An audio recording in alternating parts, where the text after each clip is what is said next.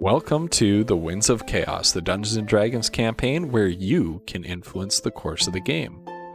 You can harness the Winds of Chaos, this nefarious force of change sweeping across the lands of Gondara, by donating bits during the stream to help or hinder our heroes. For 300 bits, our heroes may find a useful, mundane, non-magical item. For 400 or 500 bits, you can buff the monsters that our heroes are facing with a minor or major mutation, respectively. Special thanks to our community's very own Bo the Distance for creating the random monster mutation table that we roll on for these redeems. For 600 bits, you can compel a player character's flaw. 700 bits grants inspiration to one player character. That's a reroll of a d20 during a clutch moment. And for 800 bits, you can make Flutter Die roll on the Wild Magic Surge table, our community's favorite. Flutter's character, Kiona, is a wild magic sorcerer. That means that she doesn't have full control over her arcane powers, and every now and then, well, you'll just have to wait and see what happens. Finally, subscribers to the Dungeon Masters channel, that's twitch.tv/ghostpepper, can harness the Winds of Chaos to blow a custom NPC or magic item of appropriate level into the party's path. Please DM me on Discord for more info. Oh, one last thing. If you're a regular supporter of this campaign and redeeming or subscribing or things like that are things that you do fairly regularly, please consider subscribing to our monthly coffee plan.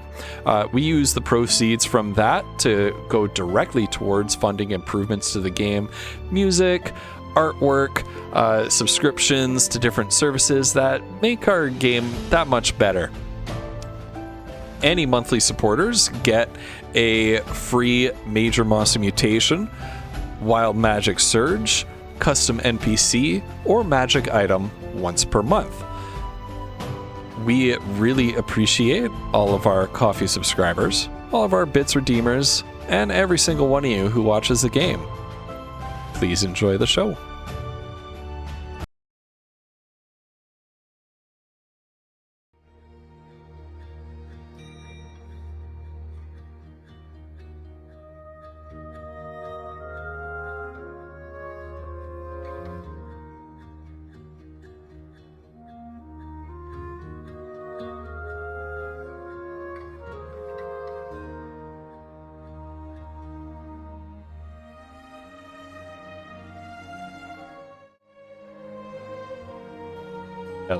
Hello, everybody. Hold on, I'm just gonna unmute our friends here. Cauliflumps can unmute himself. Hello. Welcome home from work, Collie. We have Look at Discord. Look at this. It's a thing. Look at that. I don't know what was doing. Like So what? Flums is like communicating to me with his emotes in the Discord. What the? Because he was muted. Yeah, because I didn't want to say anything, right? Well, yeah, he has to mute himself. He has to mute himself when he comes in. Like. Yeah. So I said hi and everybody. stuff, and he was doing these emotes, and they're amazing, and I love it. That's incredible. I'm slightly quieter than everyone else. Thank you, Megan. Turn in my mic volume up. All right. Welcome, everybody. I hope everybody's doing well. Friends, we have, unfortunately, our guest player, Flannelsaurus, not able to make it tonight. He had some personal things going on to take care of. What, our guests can't be here for 7 sessions in a row? Like, damn. Yeah, no kidding, eh? What? This is unbelievable. Yeah. I know. When we say it'll be 1 or 2, and then like 4 months later rolls around. Yeah. We understood. We do have a special guest in chat this evening who thinks I would not recognize him, but the dungeon master of my IRL campaign is in the chat tonight. He told me he would Very be. nice. and he told me he'd be chirping me the whole time. So if you find an unfamiliar name that's just chirping me all night long, you know who that is. Yeah. Just wait till you see the beauty of how Ghost Pepper handles Have I us met as a this DM. person in real life? No, you haven't. Okay. No. I will someday. Someday.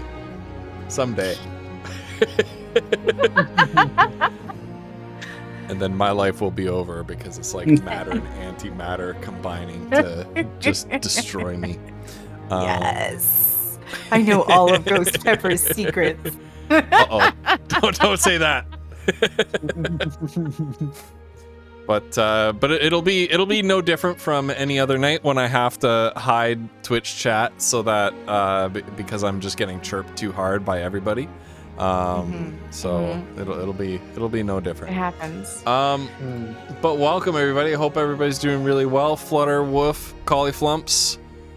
I hope everybody's happy. I hope everybody's doing great tonight. I hope everybody's ready for a wonderful evening of dungeoning and or dragoning.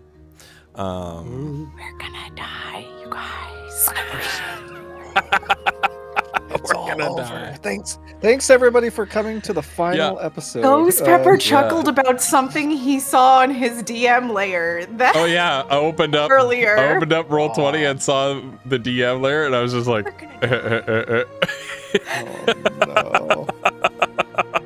Oh no. What? Spell slots are Before. limited. Well, that's you guys have your resources. I know. I don't This is I what don't we tell did you to how to ourselves. use them. It's fine.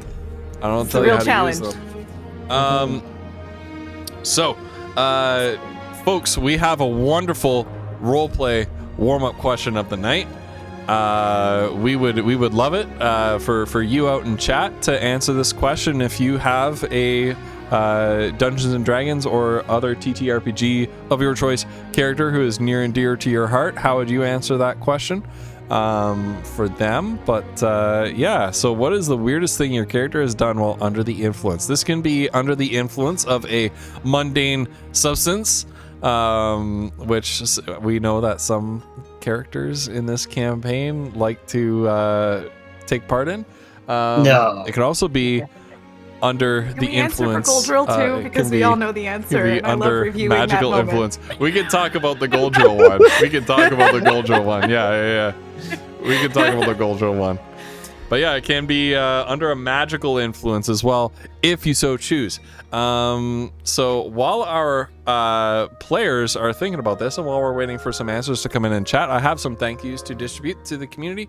First of all, thank you to the ongoing supporters of our stream through our coffee membership plan, Snozberries, ATM Zero, Bard Owl, and Bruce Campbell Suit. Thank you all so much for your ongoing support of this campaign. Remember, everything that we raise through our coffee membership is about being able to afford some of the bells and whistles like subscriptions and whatnot that help make this campaign the very best it can be. So thank you so much to our coffee members, and remember to use your if you're out there, coffee members, use your redeems. You get one once a month. Second thank you is to Megan, aka Starborn Striker, and Bo the Distance for being our rules lawyers, for helping us look up some rules when a rule needs to be looked up, so that we can make an informed ruling on that rule. So thank you so much for helping to keep this game moving smoothly. And thank you to Vinyl Stencil for organizing the redeems and helping us keep the game also running very smoothly by helping us out in that way. Thank you so much, Vinyl. All right. I'm blazing through it tonight. I want to get to the good stuff here. So Okay. we have a couple answers to the question of the day for Megan. What is the weirdest thing your character has done under the influence? Probably for Ephema, astral project herself into a tavern that may or may not have been real to navigate a bizarre series of dungeon corridors and adopt a son that is absolutely real. That may have been something that happened. Was she drunk the whole time though? What, Oh my god. Didn't she what was she adopt under a the kid? influence of? What was she under the I was gonna influence say, of when she you did did that? you did indicate under the influence of. Yeah. So yeah. So what was she potentially- under the Drinking influence like of? grandma tea. wine or What was something. she- Like, Right. Some trippy tea. Special. That's her secret ingredient, you guys. She can't reveal that information. And then Darfin has had at least one several-hour-long conversation with a being he, in retrospect, believes he hallucinated, but isn't entirely sure, even though he's pretty sure they weren't real. She drank a lot of wine. Okay. Yeah, she drank a lot of wine. Hey. But she was also for sure under the Yeah, influence of her baby. patron. Of course she was. Of course. All right. Let's hear from Mazra. Woof. I don't feel What like I was have the any weirdest thing good Mazra's done under the answers influence? for this because Mazra doesn't really do that very much. But I do recall. I think She went through a portal once. she did, but she was under the influence of Kiona and Foodle's nice drug that they exude from their bodies It's the somehow. worst kind. That is the worst kind. And, That'll bring all sorts of trouble. I do remember, I think when they were in the desert, she did get a face full of the huff sand, I think, and was having a bit of a heart-to-heart with Iskander, I believe.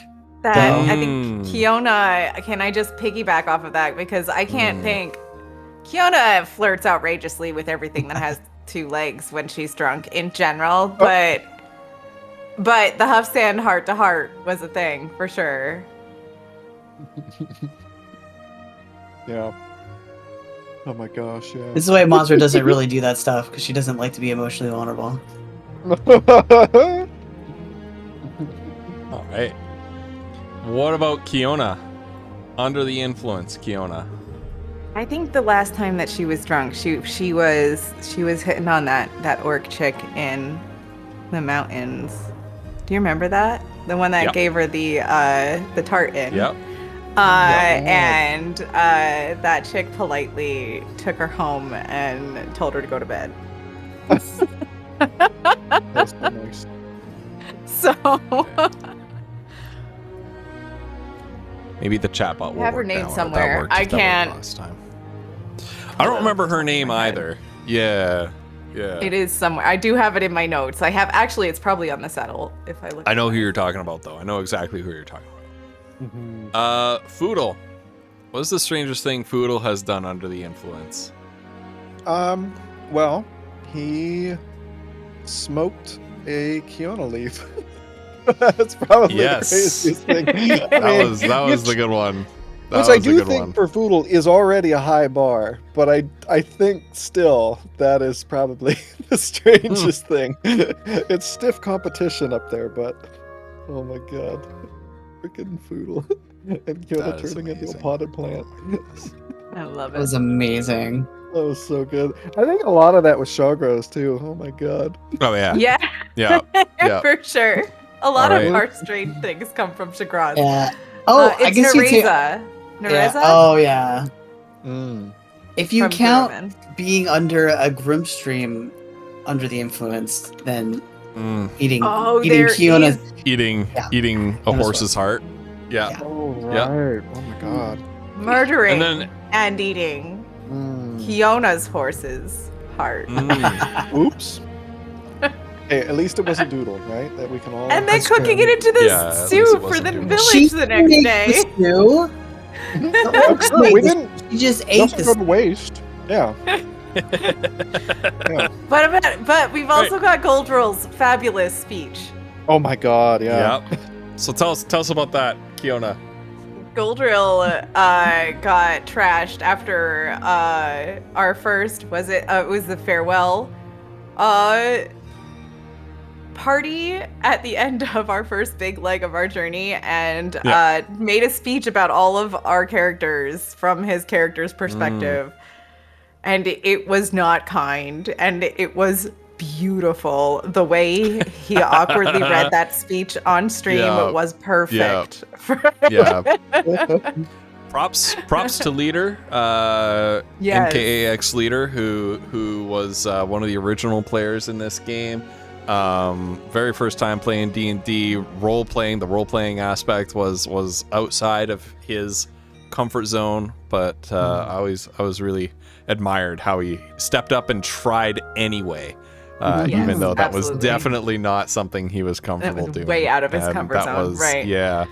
Yeah. And that was one example. That was probably the prime example of him stepping outside of his comfort zone to engage with the role playing. I really appreciated 100%. that.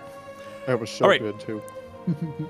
So our last little regular segment before we begin playing is, of course, Dear Ephema, where members of the community send their letters to everyone's favorite crazy woods witch, Ephema, to give them answer questions or give them advice on certain matters, both practical and ethereal, let's say. So here is Dear Ephema number 5. Greetings, friends, and welcome to the Winds of Chaos latest segment, Dear Ephema, where I, your favorite local woods witch, reads everybody's letters and answers your questions. This week's letter comes from Foodle. Hello, Foodle. How are you? And how are Mazra and Kiona? Oh yes. Foodle writes, Dear Ephema, that's me. How does one learn to call one's mother across space and time? I miss her.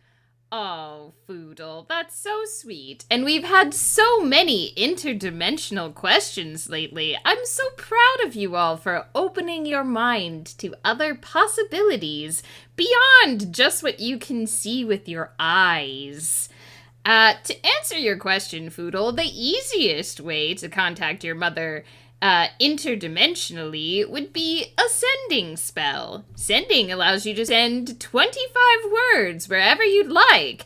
There's a small chance that it won't be able to cross the world barrier, but it's just enough words to say, hey Mom, I haven't died horribly in the multiverse battling monsters. I'm thinking of you, I miss you, and by the way, how's the fam? The best part about a sending spell is that she can answer back to you with 25 words of her own. Although, usually mothers want a little bit more. Of course, if you don't have access to a sending spell or someone willing to send for you, you'll have to take a more complicated approach, such as astral projection, projecting yourself into her room or maybe her dreams to give her your message. It's a little harder for a mother to answer in dreams, but, astral projection has its uses, as I'm sure you're aware. If you can't do that, you could always try to bribe a fairy to connect you interdimensionally, but their fees can be a little bit exorbitant, so be prepared for that. If all else fails, really just take a quiet moment and think about your mother. Think about how much you love her and how much you miss her. Project your love across the distance. Mothers can feel that, and they actually really appreciate it. I hope this answers your question. Callum, what are you... That's all the time we have this week, but be sure to tune in next week for another letter, and head over to the Pepper Patch Discord to submit your questions to me, Ephema. Greetings, friends, and welcome. Okay, sorry. I just need to listen to that ending again. To What? the winds of love across... This answers your question. Callum, what? Across the distance. Mothers can feel that, and they actually really appreciate it. I hope this answers your question. Callum, what are you... That's all the time we have. So good. Oh If my I don't God. get some Ephema story plotline threaded through here, That's what I was just kidding. thinking. Podcast. It's becoming a cereal. Megan, like Megan, do we it. need some Oh we need my God. there to be like an overarching B Another plot. letter, No. and- I wanted that to play.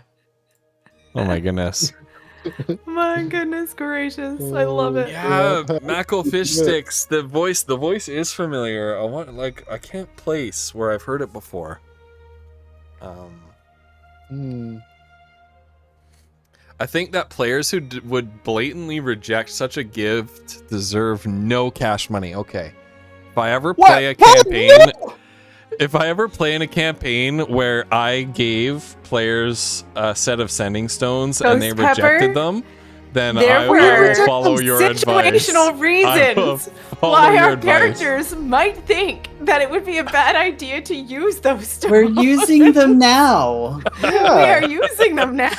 we used them last session.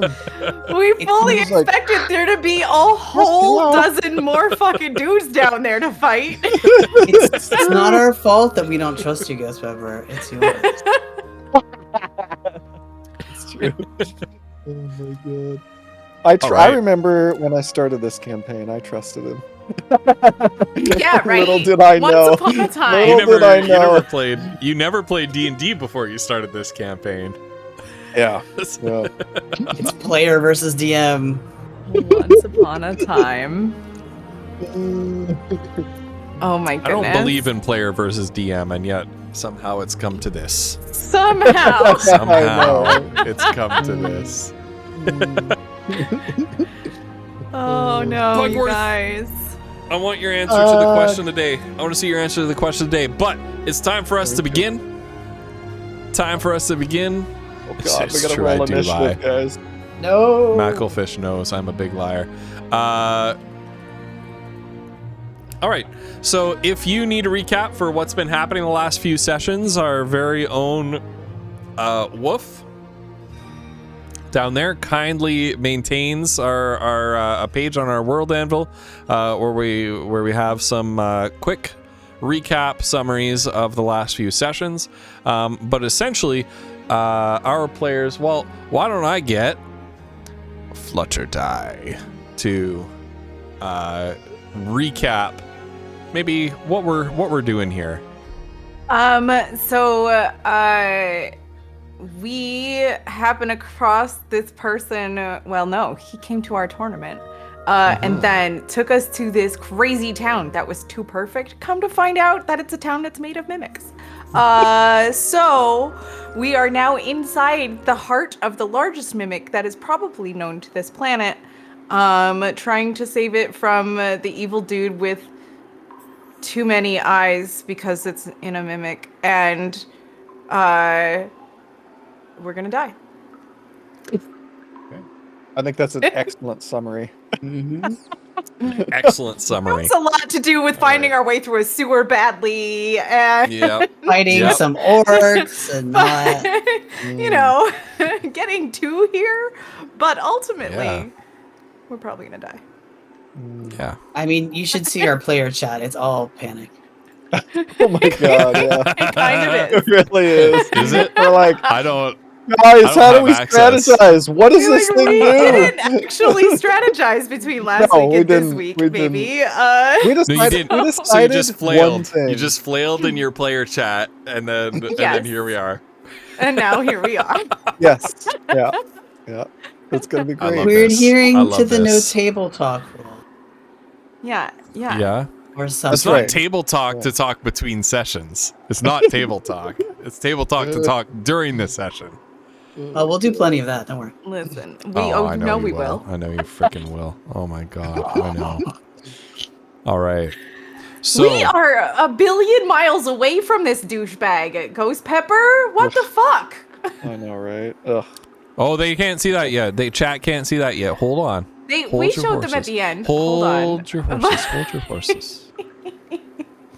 Hold your horses, Kiona, before fell influence makes Mazra eat them. Ooh. Wow. Just nods. She can take it. She's got an iron stomach. Must run. Oh god. Look, Pause it our used to be mukbang session. it used to be So- Shagraz's thing to like make her eat everything weird, but Yeah, that's true. So you find yourself at the end of the channel through the sewers. As you advanced upon this this unassuming iron gate, you saw that the water channel in the sewers became increasingly clogged up with muck and detritus, debris, waste. The air grew warmer and more humid, and there was a breeze blowing out and then in, out and then in rhythmically. Reaching the iron gate, your guide, Gaius, informed you as you asked, what is the heart of the village that you would find beyond?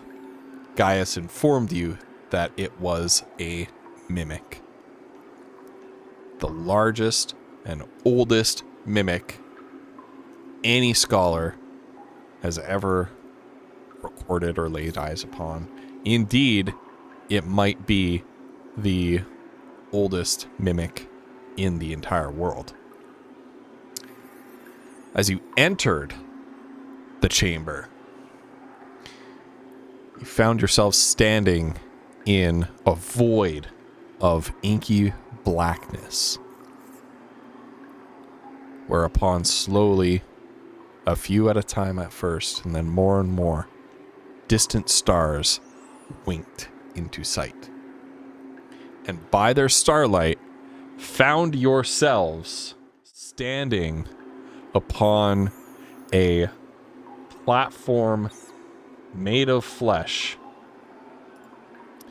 An eldritch being, horribly warped and twisted by the magic of the dreaming dark that had come to corrupt it.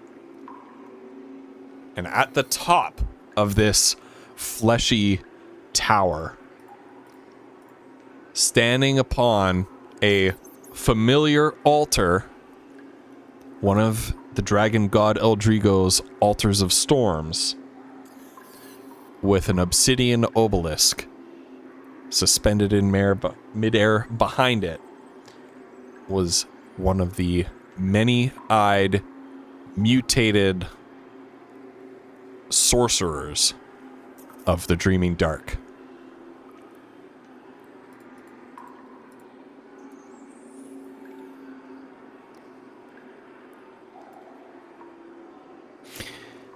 And it's taken you long enough to get here, hasn't it? Fiona and Adelotti say that at the same time, but they're the only ones that hear it. look, if you really wanted us to get here, you could have made it a little quicker. Just saying. Wait a minute. Who are you? Are you the nice mimic? No, who are you? Beside you, Gaius says, "Nay, the mother's been warped beyond all recognition. Oh. What have you done to her, foul mage?" Yeah! Yeah!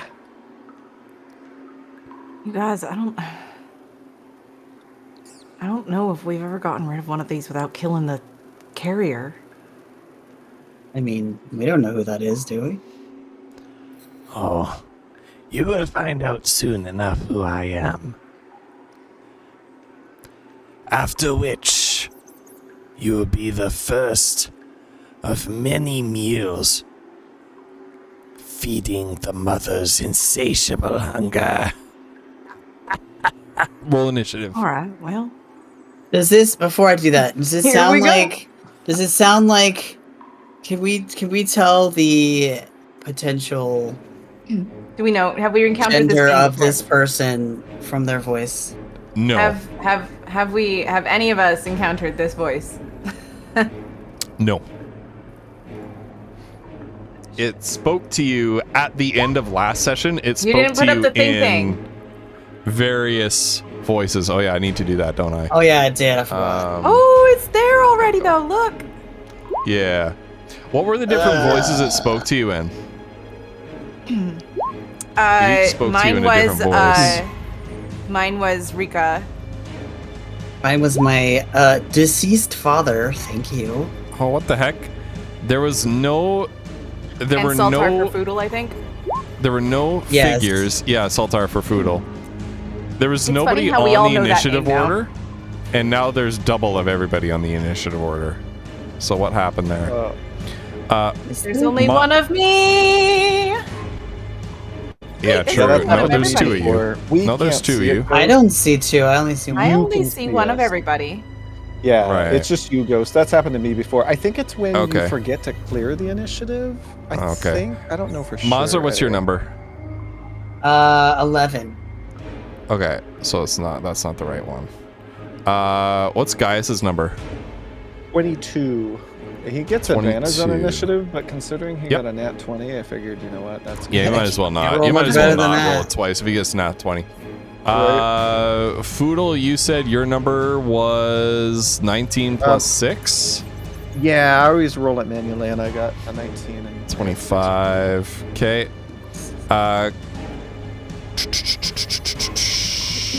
Kiona, what was your number? 10. Guys, I don't know what I'm doing. Why am I first? Oh, for Okay. Right. Well, because Foodle always shoots first. yeah, Yeah, good point. it's true. It's No getting true. around it. You're so quiet for me, Flumps.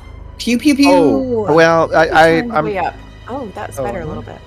well. I was away from my mic a little bit. I've got like a thing on my my sock is unraveling, and I'm trying to find scissors. No worries. Sorry. All right. Well, Foodle, if you could set that aside for a moment, you're up first. Crap. Right. Yes, that whole thing. Okay, I'll do that between. So Foodle's going to pull Gimbal Shot off of his back, and he's going to say, "No, I think you're going to be the first meal." And he is going to. Ghost, I have possibly a question. Does Foodle get the sense? So looking at what's going on here. Yeah. Does Foodle? I can't tell. Like, does Foodle get the sense that he would be able to shoot this creature? Because like there's not. some lightning stuff happening. Yeah, not from there. There is this this ledge right here is significantly higher, so it's not a good angle. Oh, I see. Okay. So this is going up. So he's So sort of somewhat looking vertical down on us. battlefield. Yeah. Okay. Okay. So if Foodle doesn't have line, we are of battling sight- uphill, is what you're saying. Yes. Yeah, you're battling uphill. Right. Okay. Well, I guess Foodle is going to. Oh God, that does switch things.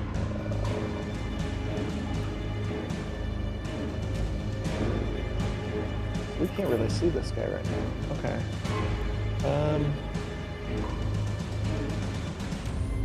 Well, I guess there's nothing for it. Foodle is going to go. Unless this is rough terrain, I don't actually know. No, it's not. It's regular. It's regular terrain. I know it's Collier's turn, but do we have to stay on the little brown parts, the brown and pink parts, or is the blue part walkable? The blue part is not walkable. Okay, that's what I thought. Yeah. Okay. Is there any penalty to the pink parts? You don't know. Cool. Foodle is going to take the dodge action, I guess. And ooh, you know what? I say that. Actually, what Foodle's going to do is he's going to rush forward. Let me get rid of that dodge token. Fudo's going to rush forward. He's going to drop a piece of fleece, and he's going to envelop himself. He's going to sort of crouch down and envelop himself in like a small fleshy mass. So he's casting minor illusion. Okay. Right. You want to put a little illusion marker on you, Yeah. just so that we know. Yeah, and then oh God, of course, I got to do Gaius as well. Illusion. Oh, you know what? I'm just going to use that for now, even though it maybe not makes sense. Okay. All right. Okay.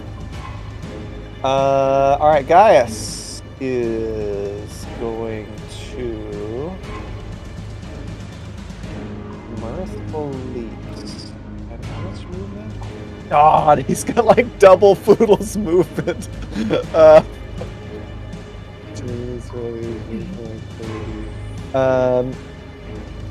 35, 40, 45.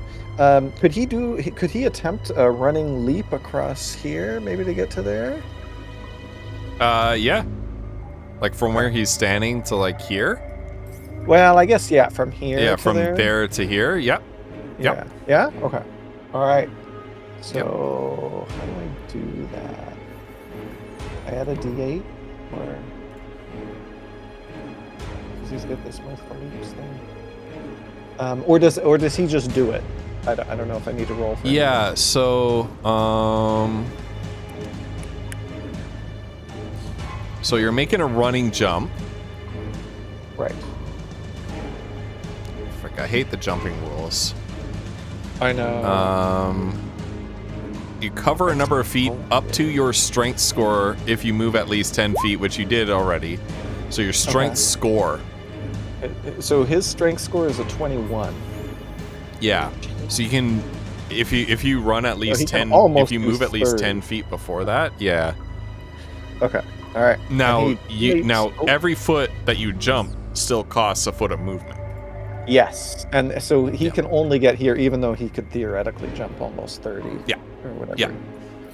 So that's as far as he can go, and he's got his axe ready, and he's gonna bonus action rage. Yeah. And he also has Megan's just mother? reminding. Perfect. Right. He also adds a D8 to the distance he can jump, right? Yeah. Yeah. And then, Okay. oh, you know what? That's. You know what? No, he's gonna keep going. So, because that's a bonus action in his movement, he's gonna go 5, 10, 15, 20, 25, 30, 35, 40, 45. Okay, so he can make it there. He's gonna dash with his action. All right. And that's everything.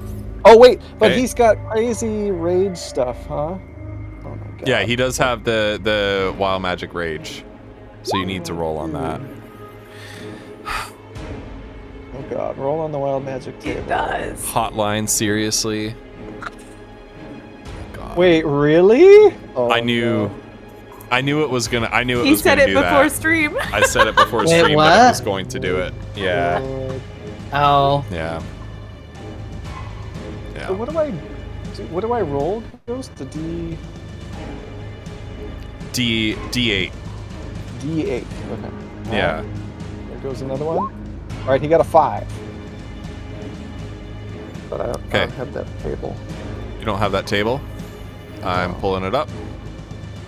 5 is magic infuses one weapon of your choice that you are holding. He pretty much Okay. has one weapon. Great axe. Until your rage ends, the weapon's damage type changes to force, and it gains the light and thrown properties with a normal range of 20 feet and a long range of 60 feet. If the weapon leaves your hand, the weapon reappears in your hand at the end of the current turn. That is the coolest thing I've ever heard. What? I'll post it in chat. There you go. There you go. Holy shit. Yeah, Yes, oh my god. Well, Dungeons- Gaius is... Okay. Sorry, go ahead. I was going to say Gaius's great axe begins to shimmer, and it's, you know, his rage infuses this weapon. You can tell he's pissed. At whatever they've done to Mother. All right, that's his turn.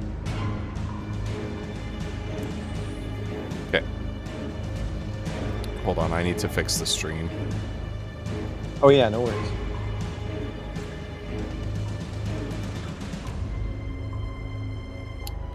I knew OBS was going to do this to me. It's been doing it every single stream. I don't know why. That is a pain.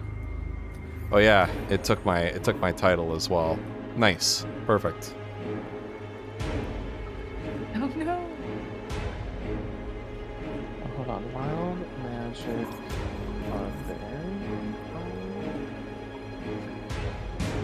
There. There. Okay, I fixed it. All right, and Ghost, I've got Hopefully. it now, so you don't have to have the wild magic. Okay. barrier and stuff. There. Okay. Thank you. All right.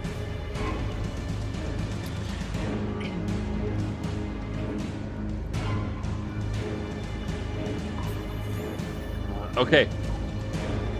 At the top of the fleshy tower, as you approach, the creature laughs, this raspy,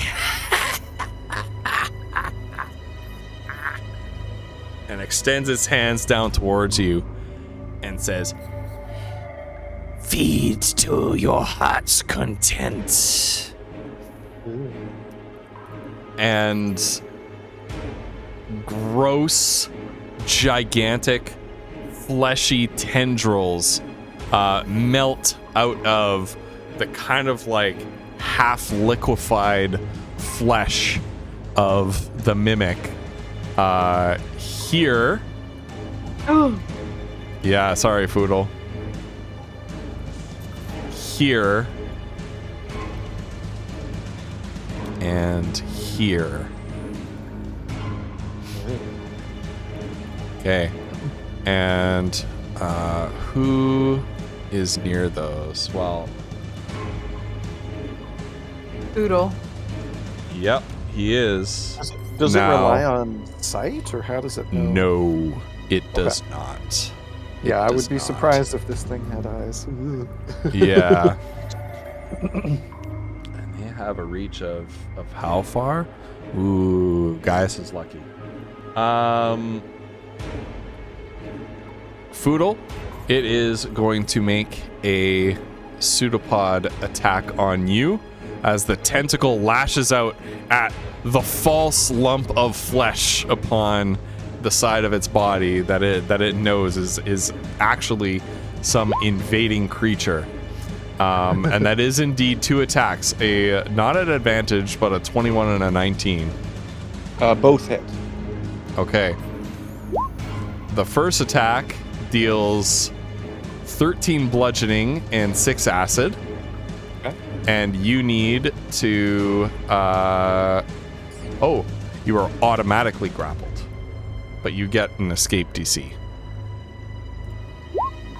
The second one deals 16 plus 2 acid damage.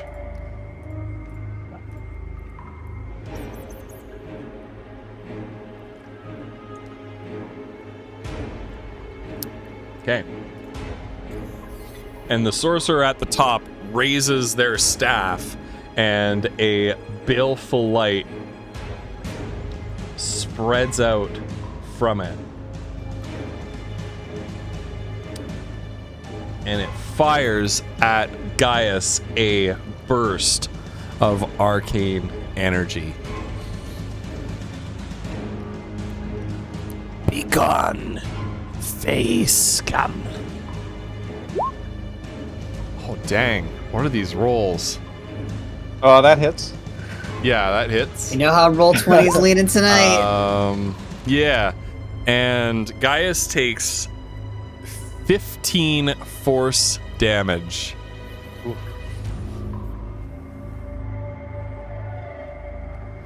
All right.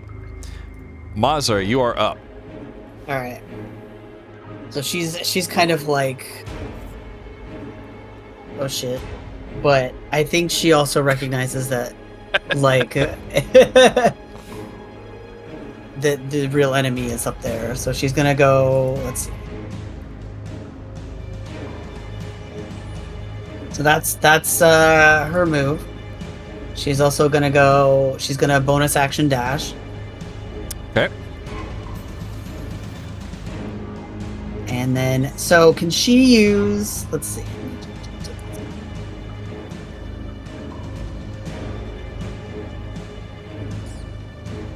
Can she throw one of her daggers up there? Is it too high? Yep. Nope. Okay. Nope. That's So doable. she goes bonus action. No, wait. You I'll only have get her one bonus move. action. No, I'll have her do her move, and then her action will be to move to run. Her action will be to dash. and then yep. she use her bonus action to Okay. use her dagger. Okay. All right. And that's all I can do. All Oh, right. can I observe while I'm moving these Yeah, walls? if I you wanna- assume it's just like lightning walls or whatever. What do you mean lightning walls? This lightning effect around the. Oh, around the sorcerer. Yeah, is it like because they've seen walls of elemental It's- walls before? Yeah, it doesn't seem like a wall, more like a field. Okay. All right, so Maz is there. Kiona, it is your turn.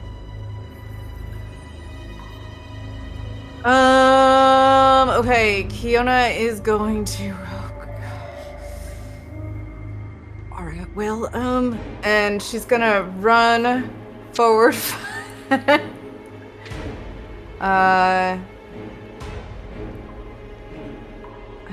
am I gonna do here? I'm gonna do that, yeah.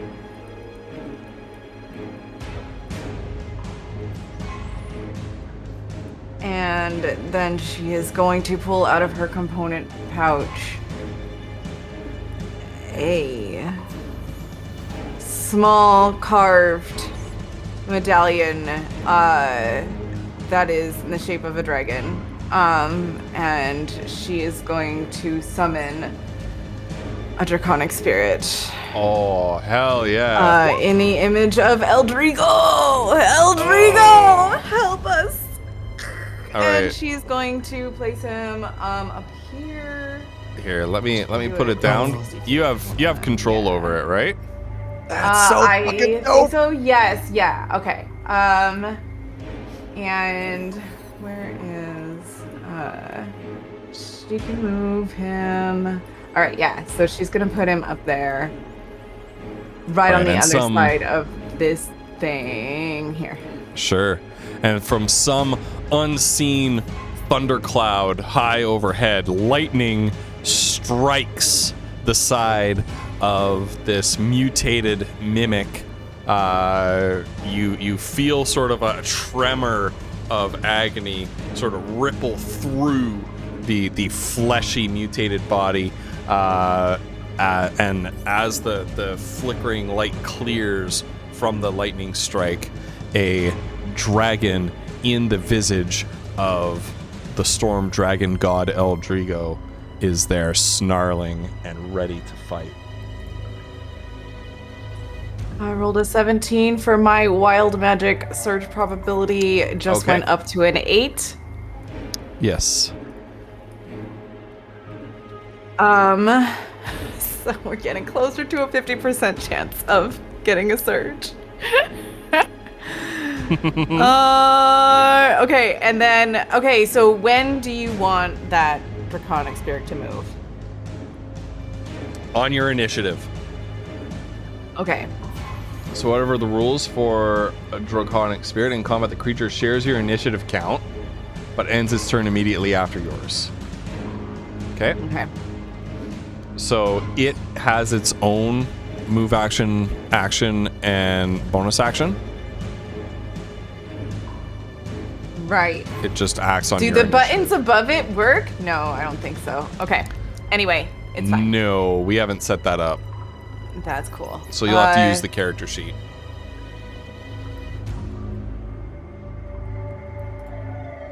And it uses, I don't want it to do that yet. Let's just do the rend.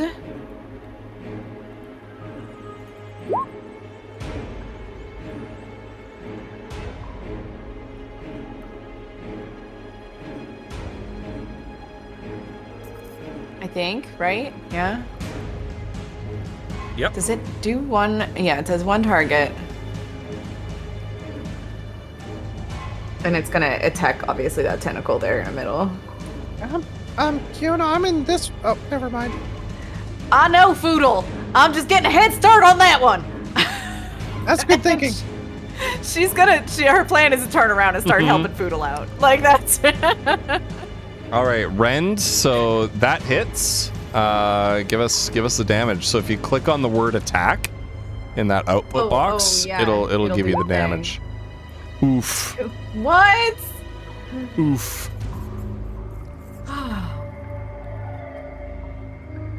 Wow. Mm. That hurts. How? Wait, did you No, set that's that up right? mathematically What? impossible. That's what I was just What thinking. is that? 1d6 plus 4. It can't be 2. It has to be at least 5. Yeah. How do you have that Well, set up? Spell's level. I don't And know. it's a level Do 5. I have that minimum. set up? How do you have that set I up? don't know. So it's a minimum of +9. So What the minimum does that damage mean? is Spells 10. level. So it's I assume she was fifth level. it's this level of the spell that you cast it at. So the minimum did you- damage is 10. Like, Did you? Well, no. Did you upcast it? I don't know. I think Oh, that's for sure. upcasting. Yeah. Oh, I don't know how I did that. I don't. Well, no, just said Ghost. the You just No. use the spell's level. Wherever. I think it does that regardless of whether you upcast or not, but I don't know for sure. I'll double check. It says 1d6 plus 4 piercing on hit. So hold on. The Maybe it use is the on higher level whenever the spell's level appears in the stat block. Demonic, Spirit, Stat block. It's when you cast the 800, I spell. think, Striker.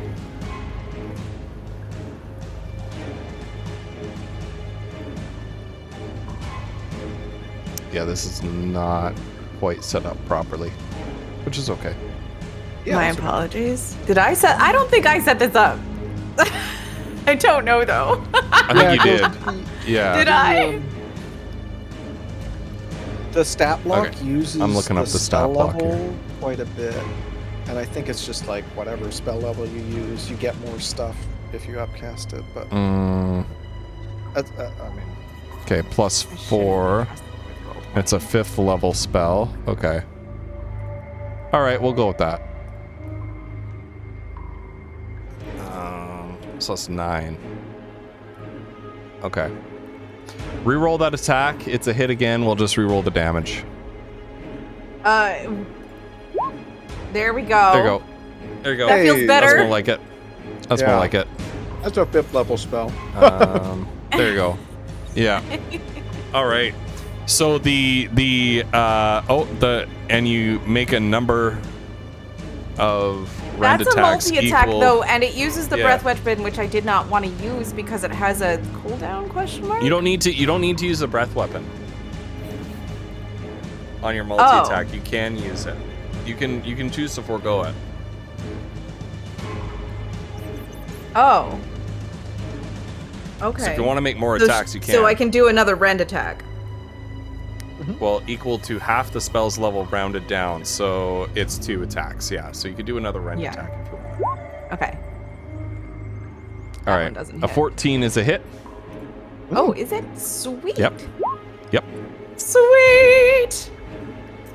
All right, yeah, And- and you destroy With its wings. that tendril. You rip it out of the ground, and there's this splorch of this like sort of purplish black sort of ichor and gore just Kiona will. out of the hole that you've just ripped in the mimic's flesh, and you feel the entire fleshy mass beneath you tremble and quiver in agony.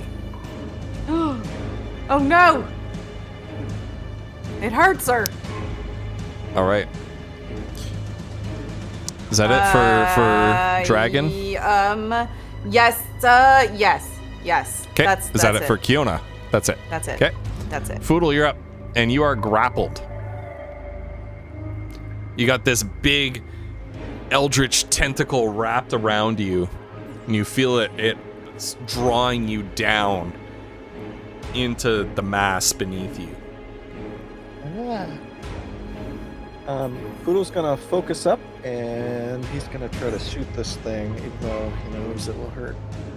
Poor mother. He doesn't have a choice. Alright, here we go. Got 26 hits. Alright. Yeah. And you basically delete this tentacle. Nice job, Foodle. You aim gimbal shot down and boom, with a crack of thunder nearly the equal to that which Kiona summoned, the aspect of Eldrigo. The tentacle basically takes this musket shot from point blank range and just disintegrates around you. Yeah, well, good job yourself. That was amazing. I didn't know. Wow, a dragon. Oh. 10, 15, 20, 25. And Ghost, can Foodle? I don't know if Poodle has line of sight. I don't know what he has line of sight on. Like, can he shoot at this one? Can you shoot at which one? Or the other tentacle? Because This one? Yeah, you kind of have line of sight on that. Yeah. Okay. Yeah. All right. Poodle's gonna. Yeah, you feel good about that line of sight. Okay. Roll 20. I clicked it. Oh, there we go. Okay. That's a hit. And you basically, with gimbal shot, cracks out and you punch a hole right through it. I'm not super happy with that damage. I'm actually going to re-roll that damage using the Piercer feat. I've got gimbal shot. Hey, there it is. Okay, there we go. Okay. That's a little better. Okay, yeah, that's enough. That's enough to delete this tentacle. Okay. All right, and that is everything Foodle can do. That's his. Well, I say that. He's going to use Second Wind as a bonus action, and that's his turn. Okay. Gaius. Oh, frick. Okay. Gaius, right. Ah! He's gonna. Oh, God, I mean, I guess 5, 10, 15, 20, 25, 30, 35, 40, 45. Good lord. And then.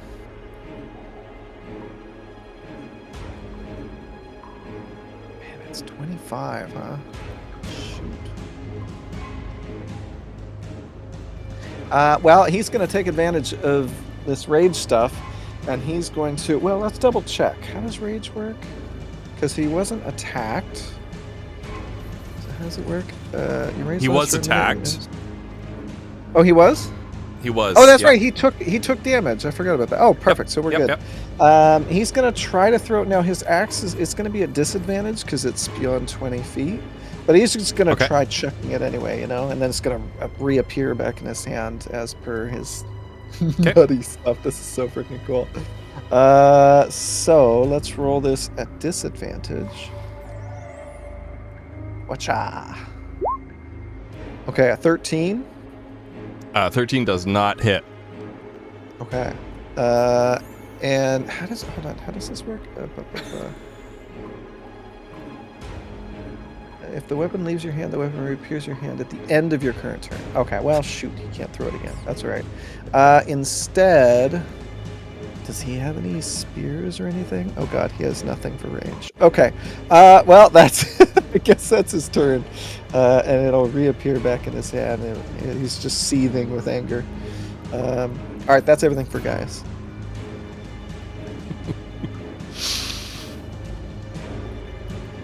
Okay. Yeah, so as you throw this giant great axe, it kind of hits this field of lightning, and it's just it stops dead as if it's caught in the lattice of electrical energy, and it just sort of remains suspended for a moment and then spits back out. And the sorcerer behind it laughs. And then it is the sorcerer and the mimic's turn. Oof. What are they gonna do? Okay. First of all, you see tentacles spring to life anew from the hide of this mutated creature. One there. One there. One there. And is that all of them? Yes. Okay. And the tentacles lash about. And we have a major monster mutation brought to us by Jinto Lin. And so, thank you very much, Jinto. As you... What are you doing to us, man? So, the way this works for the uninitiated is we have a special table that we roll on made by our very own Bow the Distance. This is a major mutation, so we roll twice on the table, and it is 2 D100 rolls.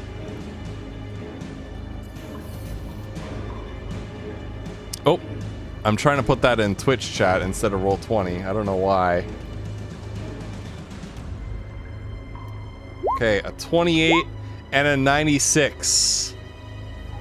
So you feel this cold wind blow across the battlefield. You smell that now familiar pungent smell of burnt hair as the winds of chaos swirl around you, enter this extra dimensional space and swirl around you.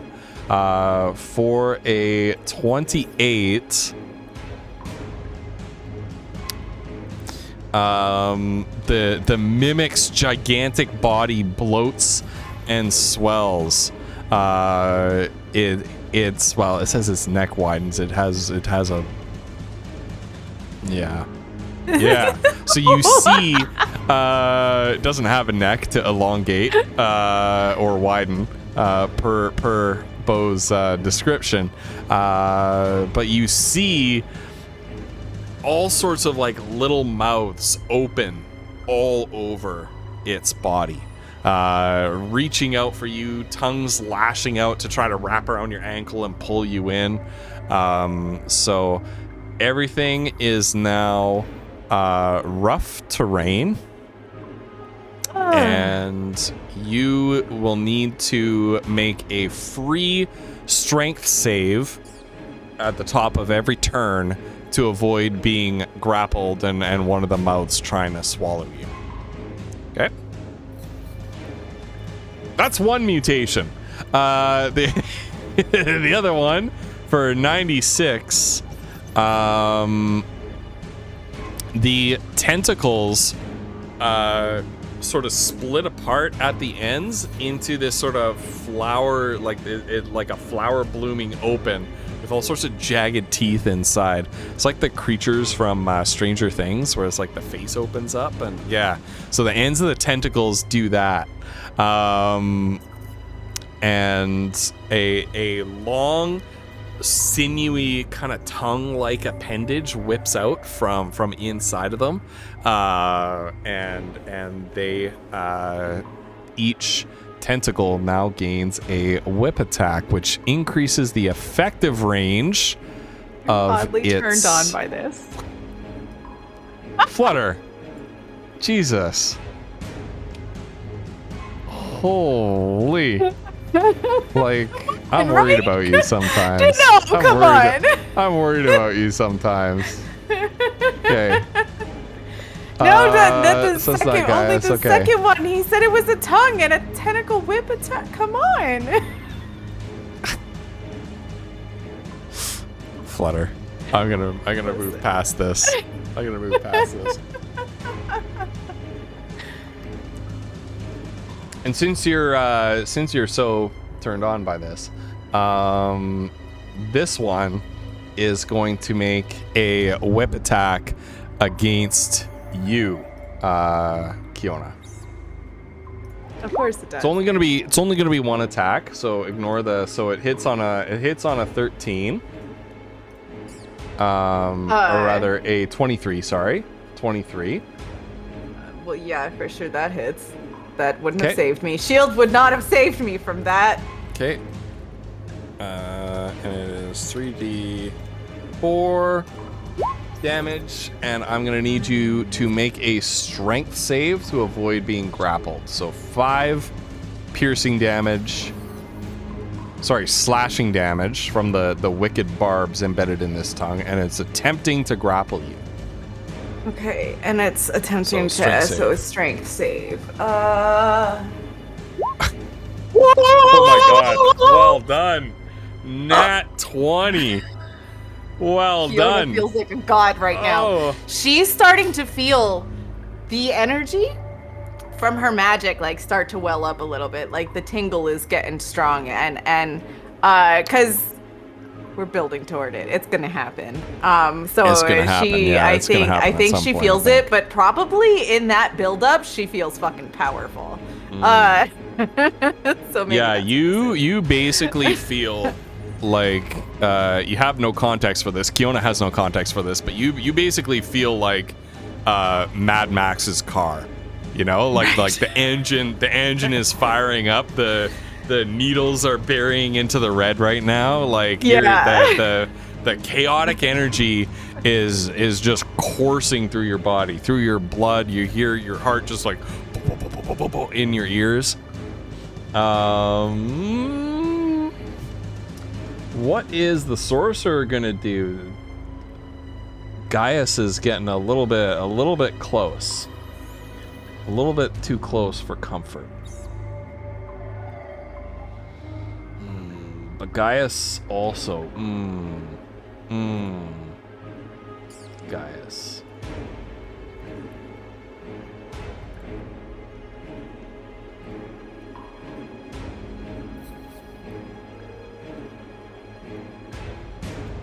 You know what? The sorcerer is going to cast Wall of Force. Oop, I didn't mean to ping it twice. I meant to mark it off that I already cast it. It's once a day. Wall of Force. So an invisible Wall of Force springs into existence at a point that you choose within range. Any horizontal you choose as a horizontal or vertical barrier or at an angle. It can be free floating or resting on a solid surface. Hemispherical dome or sphere with a radius of up to 10 feet. Oh! I can make it a sphere? Oh, Cauliflumps. I'm sorry, buddy. 10-foot 10-foot radius, is that what it is? Forward to a sphere with a radius of up to 10 feet.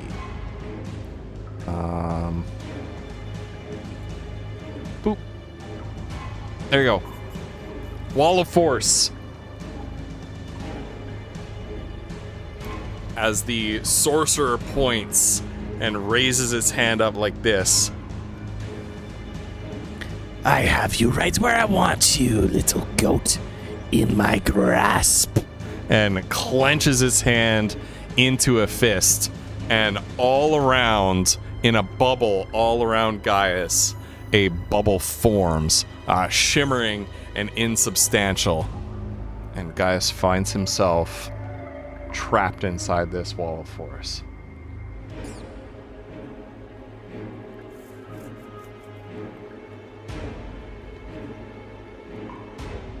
All right. Good luck getting out of that, Gaius. Mazza, you're up. Okay, so because of the thing, the tentacle, monster is going to try and go a different direction. So she's going to go...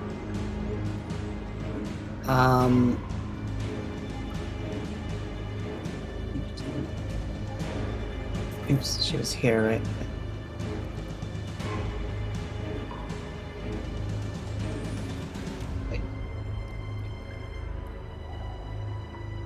So that's her move. Okay.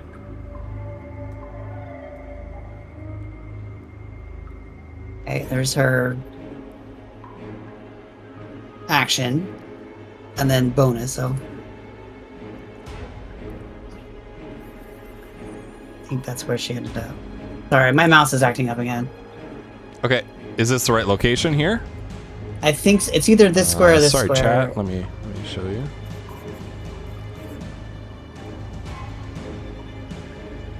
Okay. Well, let's put her. Let's keep her where she is here. That's the best I can. That's the best I can judge. Okay. I think she can actually go one more up. Okay. I just that's fine. did it manually, so that's I'm not has gonna to be quibble her. after 5 feet. I know, but I'm just trying to be fair. What? I don't want to bite us in the ass, but difficult terrain? Question mark. Oh yeah, I have to make a strength saving throw, don't I? Yes. Okay. And all this is difficult terrain. Yeah. Oh shoot. Sorry. So she cannot get that far. Why don't you put yourself back to where you started? I think you were Right. here. Freaking Yeah. mouse. Oh my gosh. Sorry. Keeps no. My mouse keeps double clicking, and it's really annoying. Remember, you can use your directional arrows when you have your token selected. You can use your directional arrows on your computer. Right. keyboard. Yeah. So it's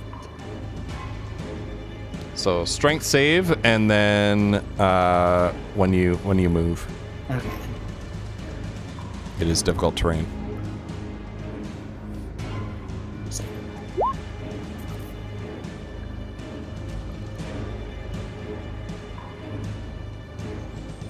Okay.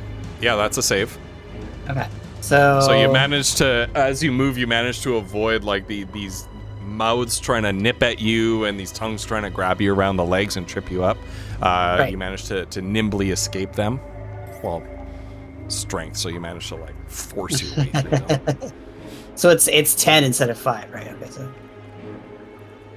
Yeah. right. She was here, right? Mm-hmm.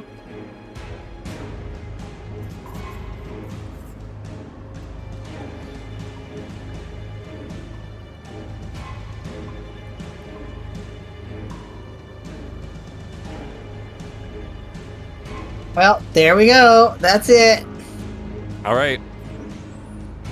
Okay. Any other actions from Can't do Mazar? anything else. Nope. All right, Kiona, you're up.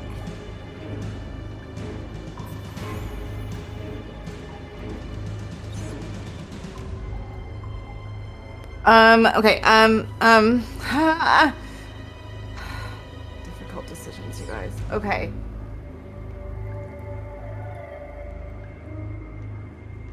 She can cast a leveled spell and a cantrip, true.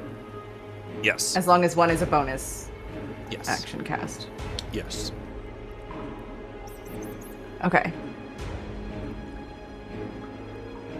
So strength save first. Okay.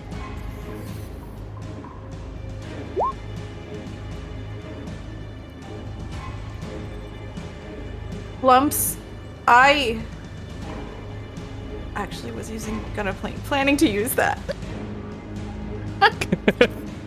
Cauliflumps, what's this table talk? I don't know what that was, but no, I What's didn't. this table talk, Cauliflumps? All right, yeah, 15 saves. All right. She can only I know make, you like, didn't get that 15 from now. Foodle's character sheet, Cauliflumps. No, but he might. Wait, doesn't he have the cloak? No, Foodle has Oh the shoot, cloak. he does have I the just, cloak. I He didn't does mean have the to put cloak. it in chat. Sorry, I was Okay. Anyway, sorry. No. No, there's no table talk ghost. I All right, that's No. fair. That's fair. I forgot that you had I that just cloak. I didn't mean to put it in the chat. I'm so sorry. Yeah. Frickin', No, it's all I good. just want to It's all read good. the spell anyway. But I actually was considering using that. Okay. Then do it. Yeah. Well, she has to be able to touch Foodle to take him with, right? Yes.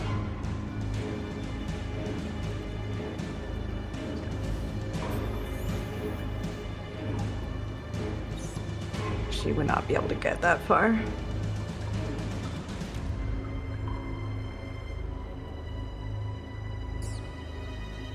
All right, then she's gonna change her mind and do something else. She's going to firebolt. Well, she'll firebolt first. This tentacle right closest in front of her. Okay. Yeah, a 17 hits. 18 fire damage. You scorch this thing pretty badly. It is still Pretty hard. up and Okay. and wiggling around, looking for another shot at you. But you scorch it pretty badly. Keep forgetting I have sound effects for that. Hold on.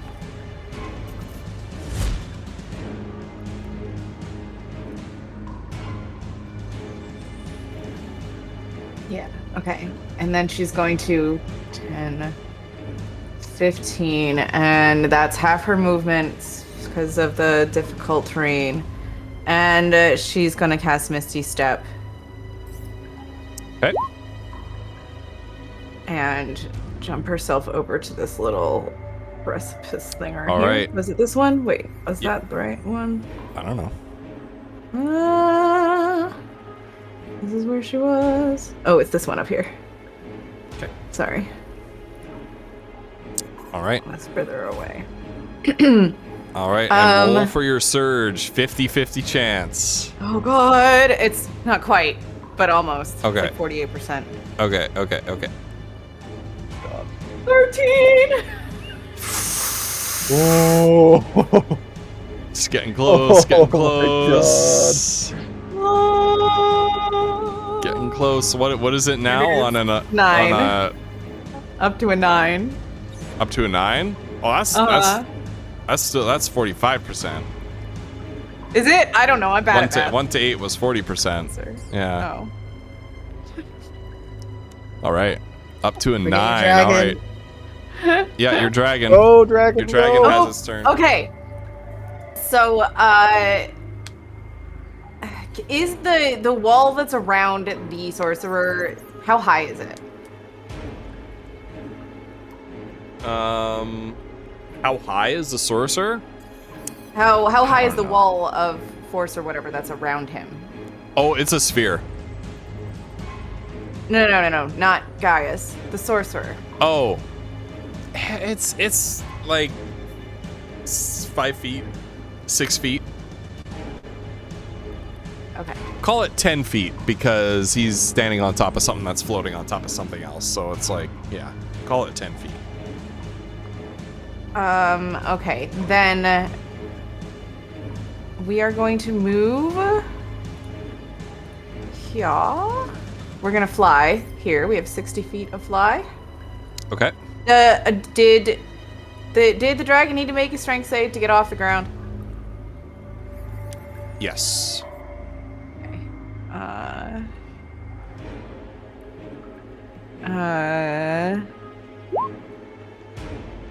I just Okay, rolled it's strength saved. on its character sheet. Okay. That's fine.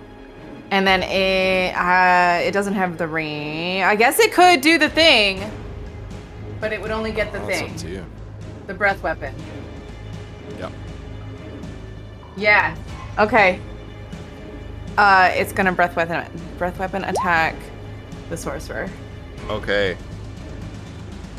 Dexterity saving throw. Okay, here we go. Yes.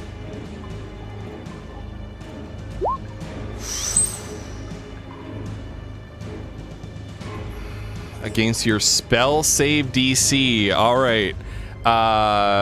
The sorcerer rolled a 16 dexterity saving throw. My spell save DC? Your Question spell mark? save DC. 17. Yeah. It says right Oh, there. it's a 17, bitch! Yeah! Oh, hell yeah. All right. Nice. All right. Creature takes 2d6 damage of a type this dragon has resistance to. Your choice on a failed It's save. lightning damage because It's of lightning Eldrigo. damage. Yep. So is 2d6 damage. Is that I just rolled is that 2d6. all? Dude, that's a 5th level spell. Are you kidding? No, that can't be right. That can't be Yeah, right. that It has to be does- it 2d6 says. per spell level. Yikes. That's like about me hitting them with a dagger. It can't. That It can't can't just be, be I'm 2d6. It can't just be 2d6. Well, because it can't use the Wrens. Yeah, I guess it's because it has multi-attack. I don't know. Oof, This that's dragon rough. is each creature in It's this just a area breath so weapon. dexterity saving throw. A creature That's takes AoE, I 2d6 guess. damage of a type this dragon. Yikes. It's 5 damage. Oh no. No.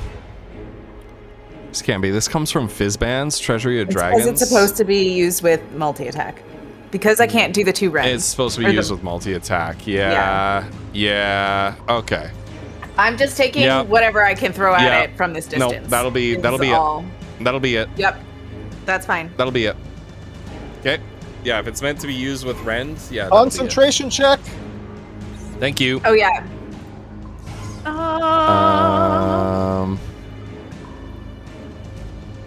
Can I just roll my Oh die? my god. The wall of force vanishes. Concentration. Please tell me the No, 5 no, no, damage no, no, did no, it. no, no, Oh no, no, shit! no, no, Oh, I should be rolling that. I was so too. excited. It how rolled, insane would that it be? rolled a 9, which would be a failure, but this guy has legendary resistance and is going to use one of its legendary resistances to change that failure into a success. Wow. Okay. All right. Kiona, is Okay, that your but that's turn? one legendary resistance. That's my turn.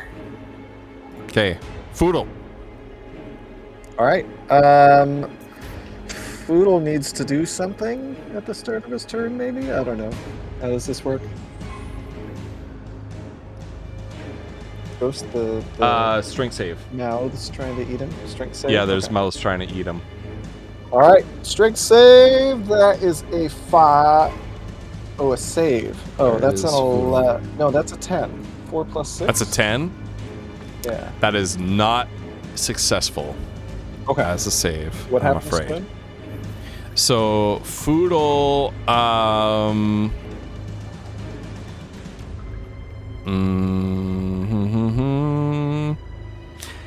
Foodle is actually sucked down inside of this creature as a gaping toothy maw opens up beneath him, and a tongue sort of lashes out and sort of like coils around Foodle's whole chest and over his shoulder, and Foodle is just like a spaghetti noodle just sucked into this mouth. And Foodle, while you are in there, you take 1d8 bludgeoning damage. It's not good. And you can use an action to retry that strength save to claw your way back out. So 1 bludgeoning damage. Okay.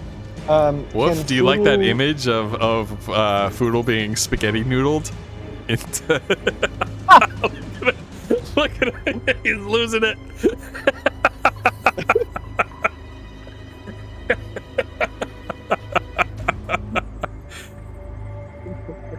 Can Foodle do like stuff? Like can he use a magic item? Can he attack? Can he like?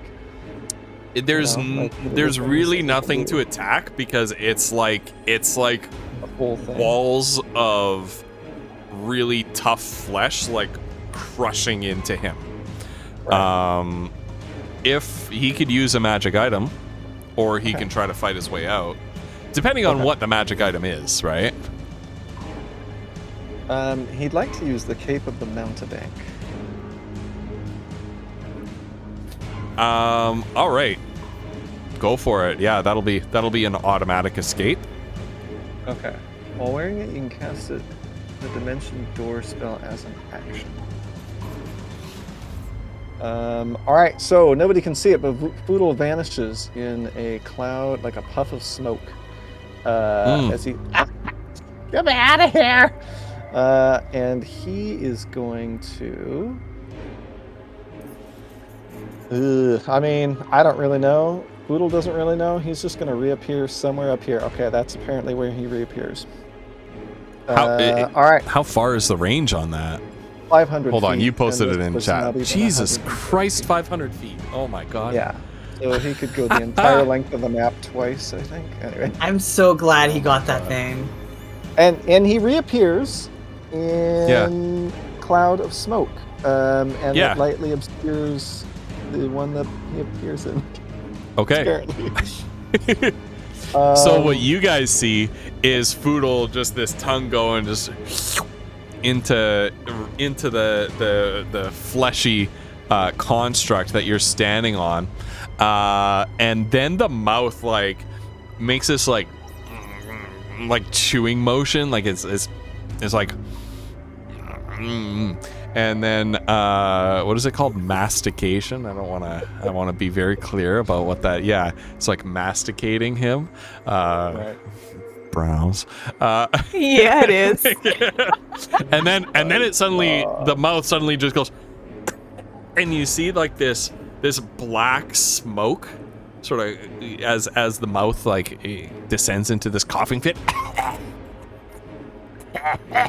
Black smoke puffing out, and then there's another black puff of smoke up here as Foodle reappears like a little Marvel superhero. 3-point landing. Okay. Don't worry, guys. Right. I'm gonna try to help you. Ghost, I have two questions for you. Yes. What is Foodle looking at as he reappears here? What Foodle is looking at is the red portion here. Let me move this up so chat can see. I've been a little bit forgetful of doing that. The red portion up here is almost like, just make sure I get this in chat. It's almost like a hand, like this, right? And in the palm of that hand is, and of course you got these green eyes are all over the place, sprouting out all over the place, right? In the palm of that hand is like this pool of pinkish purple fluid, and then in the middle of that is placed the Altar of Storms with the obelisk sort of floating midair behind it, and then the sorcerer, the nightmare sorcerer, standing atop it, surrounded by lightning, surrounded by crackling electrical energy, and then right here you see Gaius with his axe like banging in futility against this sort of shimmering orb, and all you hear as he bangs into it is just this low like whoom, and you just see like a shimmer, like a soap bubble, occasionally like sort of react and ripple as it absorbs the force of his blows. So that's what you see. Okay. The wall of lightning. Does Foodle feel like he could enter it, or fire through it, or like what's the vibe on this? Roll me a perception. Roll me a perception. Perception, okay. Well, he's got 23 passive perception. Does that help at all? No, I want to roll for this one. All right. That's an 18 plus 13, which is some kind that's of plenty. math. I think it's 30 something. I don't know. Yep, that's plenty. Just to be clear, I use passive perception as a target that enemies need to beat to get one over on you, kind of thing. That's kind of how I use it anyway. But yeah, so Foodle, you get the sense that you could pass through this, not unscathed. You feel like that might cook your bacon a little bit if you tried. Now, you definitely feel like you could shoot through it. You don't get the impression that this is an impermeable wall like this is. So you think you could shoot through it. Okay. All right. Well, This Poodle's appears to gonna- be more of a deterrence than a defense as such. Gotcha. Poodle is going to action surge.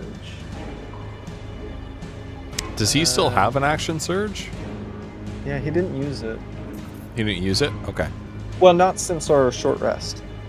And Okay. he gets his action surge back. Yep. Yeah.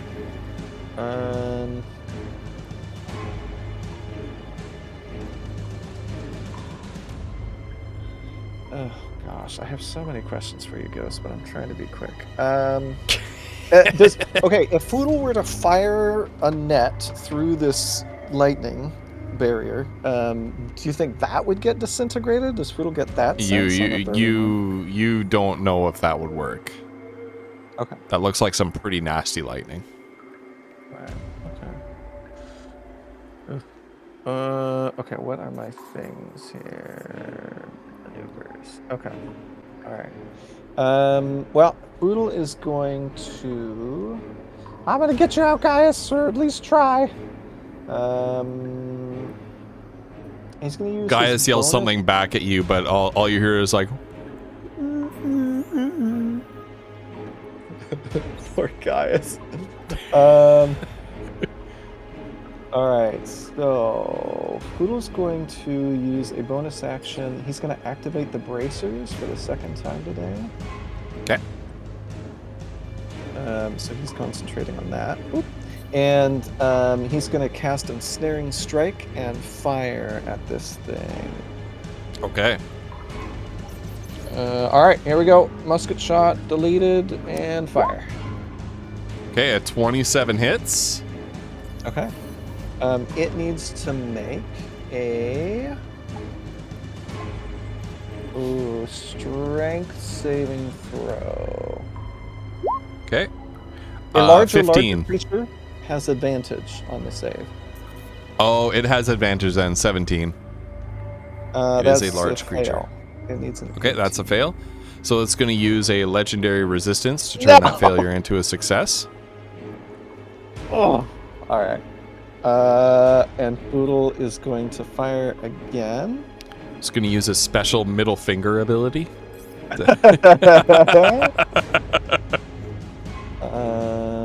All right, now concentration check. Oh, is this creature damaged? It is. Oh yeah, it does damaged, need to make right? a concentration or, check. or was it at full health? I don't remember. No, it was 'cause it damaged. took damage.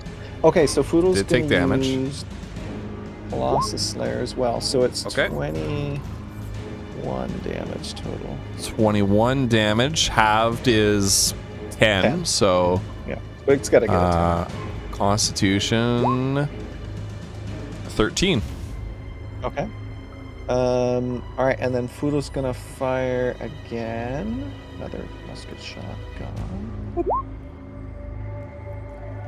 All right. Okay, yeah, 27 is a hit. Okay. 12 more damage. Yep. All right. and then- Anything extra on that? No, Okay. because he can only do it once per turn. Okay. And I guess Foodle's gonna go. 15 is as far as he can go. Okay. It passes its concentration save, by the way. Rolled a 16. Sorry, Gaius. And that's Foodle's turn. All right, it is Gaius's turn. And Gaius is angrily bashing away at this sphere. Okay. Yeah. Yeah. Roll a strength save for Gaius to not be swallowed by. Yeah, he's fine. Okay. So mouth opens up beneath him and like tries to flick out with a tongue, and Gaius just kicks it aside. Wait, I thought it was a sphere. Is it a sphere or a dome? It's like a whoa. That's a great question. If it is a sphere, then he does not need to roll strength save. Alright. Does it say that I can make a dome? Yeah, I believe so. I can make a hemispherical dome. Yeah. Okay. So that's what it is. Okay. Okay. I did say sphere, but it's a dome. Okay. I meant dome. All right. And I'm the dungeon master. That's right. That is Gaius's turn. That's right. Megan's got it in a clip. I'm abusing my power. That's right. All right. The tentacles sort of back into the ground and reemerge at new locations. There, and there. Are there any more new locations where they appear? No. Okay. All right. And they make this one is going to make 2 pseudopod attacks against the draconic spirit. Hold on. How far Yes. above the ground does it fly? Well, how far up is the draconic spirit? How far up was he? It could only move 60 feet. That includes vertical lift too. So you got to keep Okay. that in account. So probably then, in that case, since it moved 60 feet, then only just above the ground. So you're fine. Never mind. Okay. All right. Oh yeah, sure thing, Poodle. So it rolled a 13 and a 10 anyway.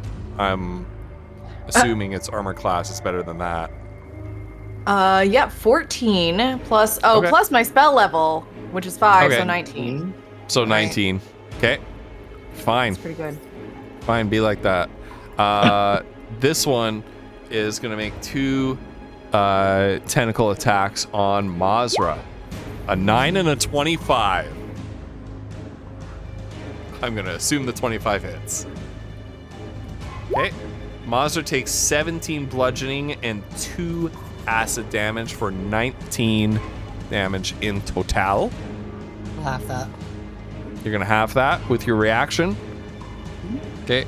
Uncanny dodge. However, you are grappled. It does manage to grab you as you dodge out of the way and avoid the brunt of the damage. It grabs you still around the thigh a little bit. Okay, and sort of hobbling you and tripping you up. Sorcerer. Ooh, the sorcerer. Ooh. So 20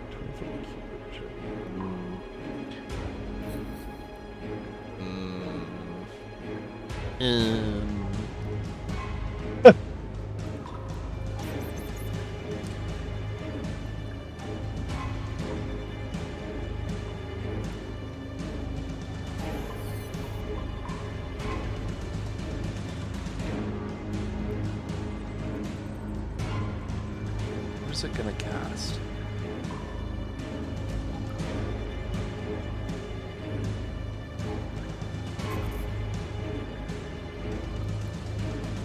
I think we're gonna keep that wall of force up. Yeah, it is going to aim a burst of arcane power.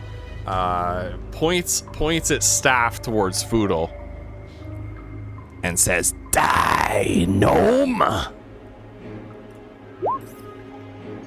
26 to hit. That hits. That's a hit. 12 force damage, Foodle. Ah! As a bolt of magical force hits you in the chest, driving you back in terms of flavor, not actually driving you back a square. All right. And that is Oh my its God. He got a turn. 10 for his concentration check. Oh. It's just the bare fucking minimum. Mazza, you are up and you are grappled.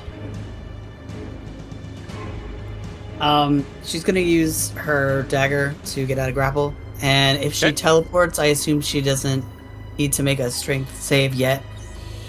Yeah. I'm gonna we'll do make one the strength just- save. Okay. We'll make the strength save at your landing location. Okay. So she'll go Oop, hang on, sorry. Wrong tool.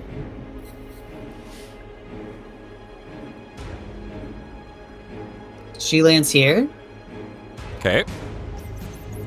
and then she's gonna try and move. So I'll make the save. So then. you throw your dagger, your body discorporates into a cloud of mist, and the tentacle that was coiled around your thigh just sort of slips as you become insubstantial and you recorporate right there. Mhm. Right, make that strength save. Oh, sorry. I Ooh. ignore that. No, ignore the second one. I clicked it twice. Yeah. All right. Yeah, that's a Thank save. goodness. That is a save. So Okay. you land, and there's like an open mouth, and you have like 1 foot on either jaw of this mouth that's trying to swallow you. And since she'll use her bonus, and then she'll go 30 for her move.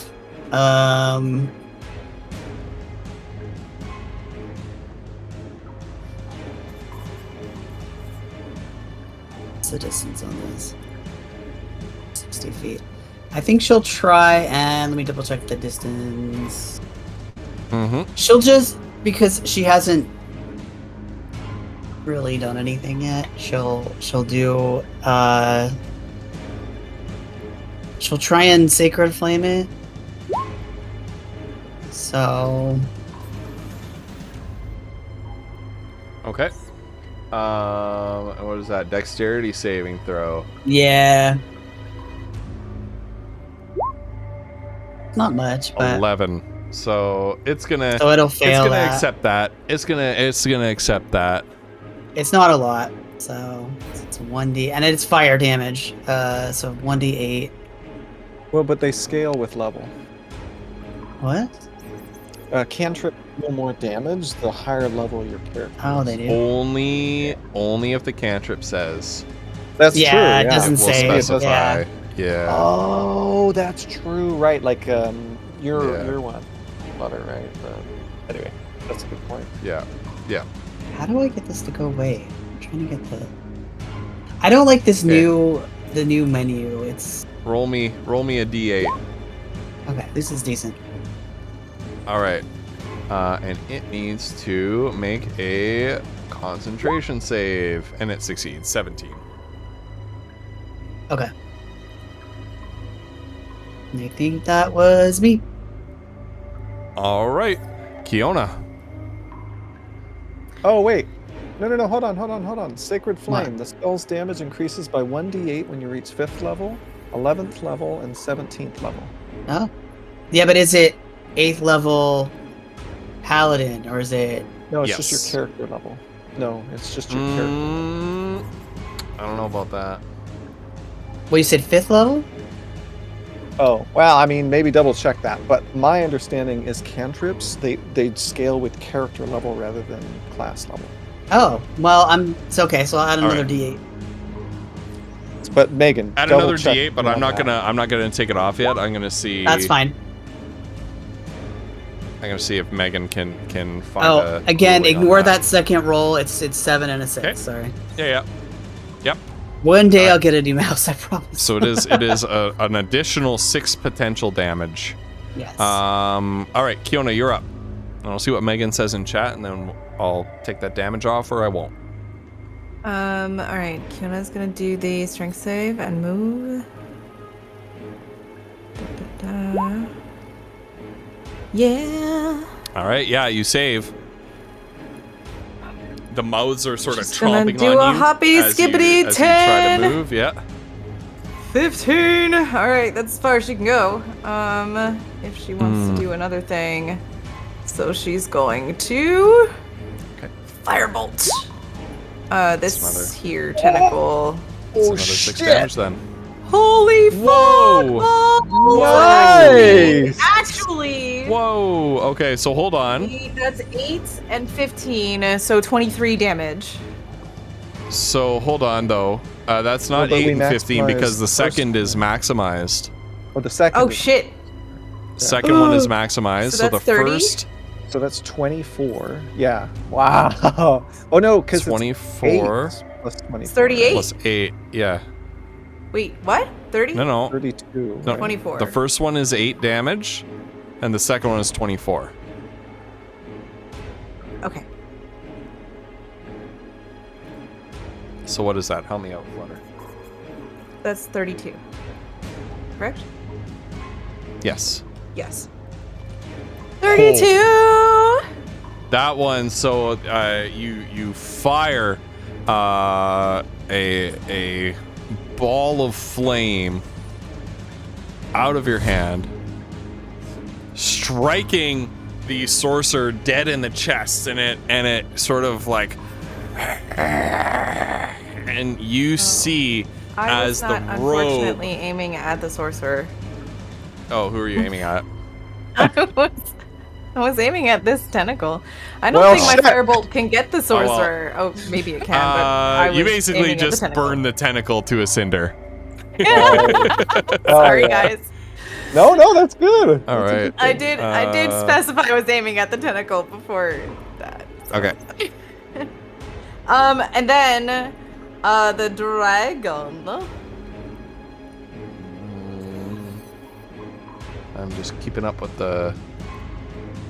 Okay, I've got it right from Mazza's cantrip.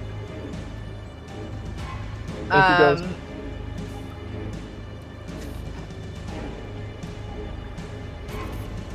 5, let's say 10, 15 to get over this wall? Question mark? Sure. Yep. Like kind of fly over? Yep. Yep. I feel like 25, 30, 35, 40 so that it's on this side of the sorcerer. Yeah. And then it's I'm just gonna add a little dot there. So it's in the air. Yeah. Cool. Yeah. Thank you. Right. And then can it do that multi-attack every time then? Yeah. Question mark? Yeah. Yeah. Yep. Well, fuck Creatures yes. with multi-attack can do it every time. Fifth level spell. Oh my god. Yeah, and it can use its breath weapon as well. Oh wait, I can't. The breath weapon, I just have to roll some dice. 2d6. Yeah. Okay. So both of those attacks hit. And then so that means that one and that one. 15. Yeah, and 10. baby. Okay, this guy's starting to look pretty hurt. This guy's starting to look pretty hurt. And then it needs to make a dexterity save. And a concentration. It rolled a Right. 19, so it takes half of that 11. So there we go. And And 3 it concentration. Took a total attacks. of 25. Okay. Concentration.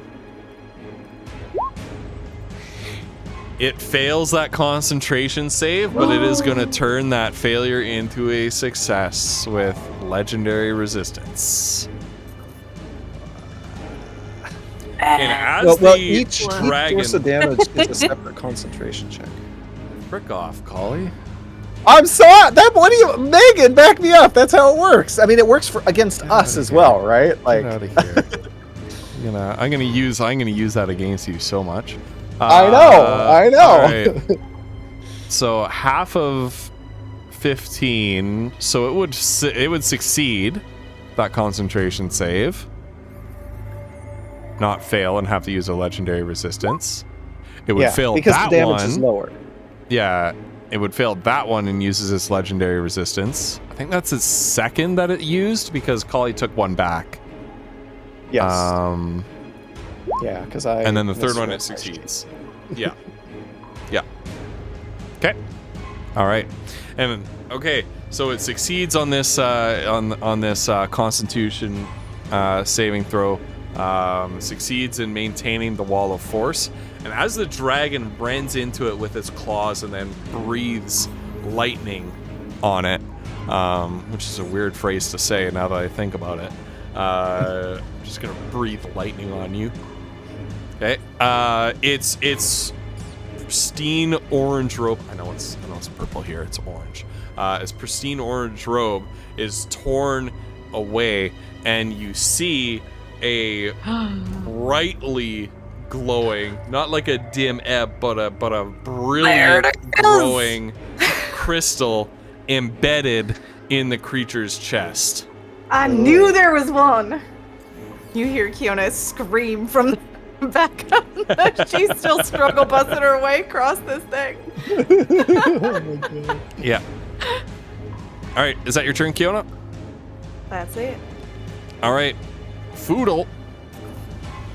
All right, Foodle is going to use his bonus action to activate the bracers once again. He's going to try ensnaring shot, and that's another musket shot, and he's going to fire. All right. Is that a jam? Yes, the gimbal shot jams. So you press the trigger and it just chink, and Oh, nothing wait, happens. hold on. Actually, gimbal shot doesn't jam. Well, it may still. I'm actually going to use the inspiration that you gave me. So Shoot, I never let's should have given see. you that. Please don't jam again. Okay, that I can live with. That I can live with. All right. All right, it does not hit. That's okay. Foodle's got a superiority die to maybe turn this miss into a hit. Let's see. Okay, Fire so that gimbal 21 probably hits. shot. 21 does hit. Okay. All right. And it needs to make a For strength saving 26 piercing damage. Get out of town. throw. Yeah, that this is his the neck damage. freaking sharpshooter feat, dexterity out the wazoo. Come on. So it Come needs to make a strength saving throw at advantage because it's large. And the DC is 15, not 18 like I thought. It fails and uses a legendary resistance to turn that into a success.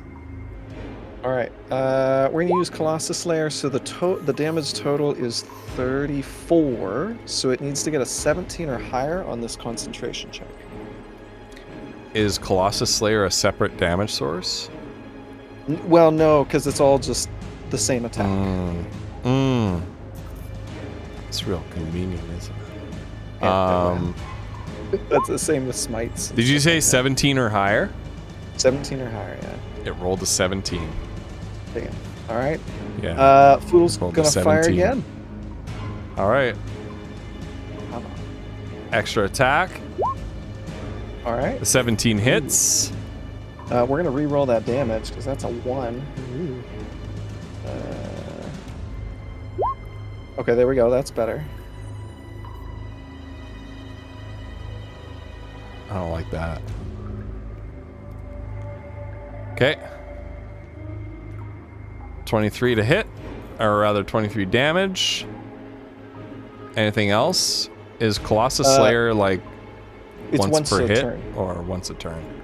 Once a Okay. turn. It needs to make a So- concentration check. Yep. And it succeeds with a 14. Okay. All right, and that I'm is guessing. Foodle's Yep. turn. Yes. Yeah. All right. Sorry, Gaius. I'm Gaius, it's your turn. Gaius flails angrily. All right. Gaius flails angrily. He also rolls a strength save against the mouths trying to swallow him. Frickin' huge arse strength barbarians. Okay. The tentacles back into the fleshy mass of the mother and reappear in new locations. One there, one there. And I need to just grab one from my Dungeon Master catalog. One there. Okay. And they, this one is going to make a pseudopod attack on Mazra. A 13 and a 20 to hit. I'm gonna guess the 20 hits. Right. 13 plus 2 for 15 damage. And Okay, Mazur is grappled. Okay, I'll half the 15. Okay. This one is gonna make an attempt to grapple Kiona. A 20 and a 16.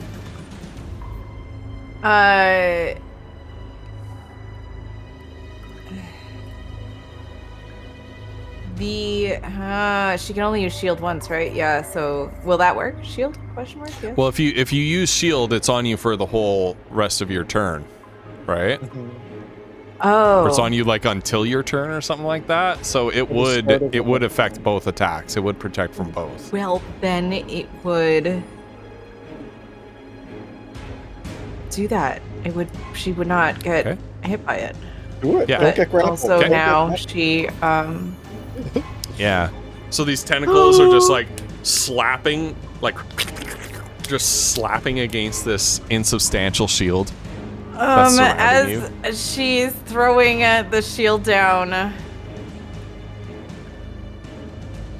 the wild magic builds up.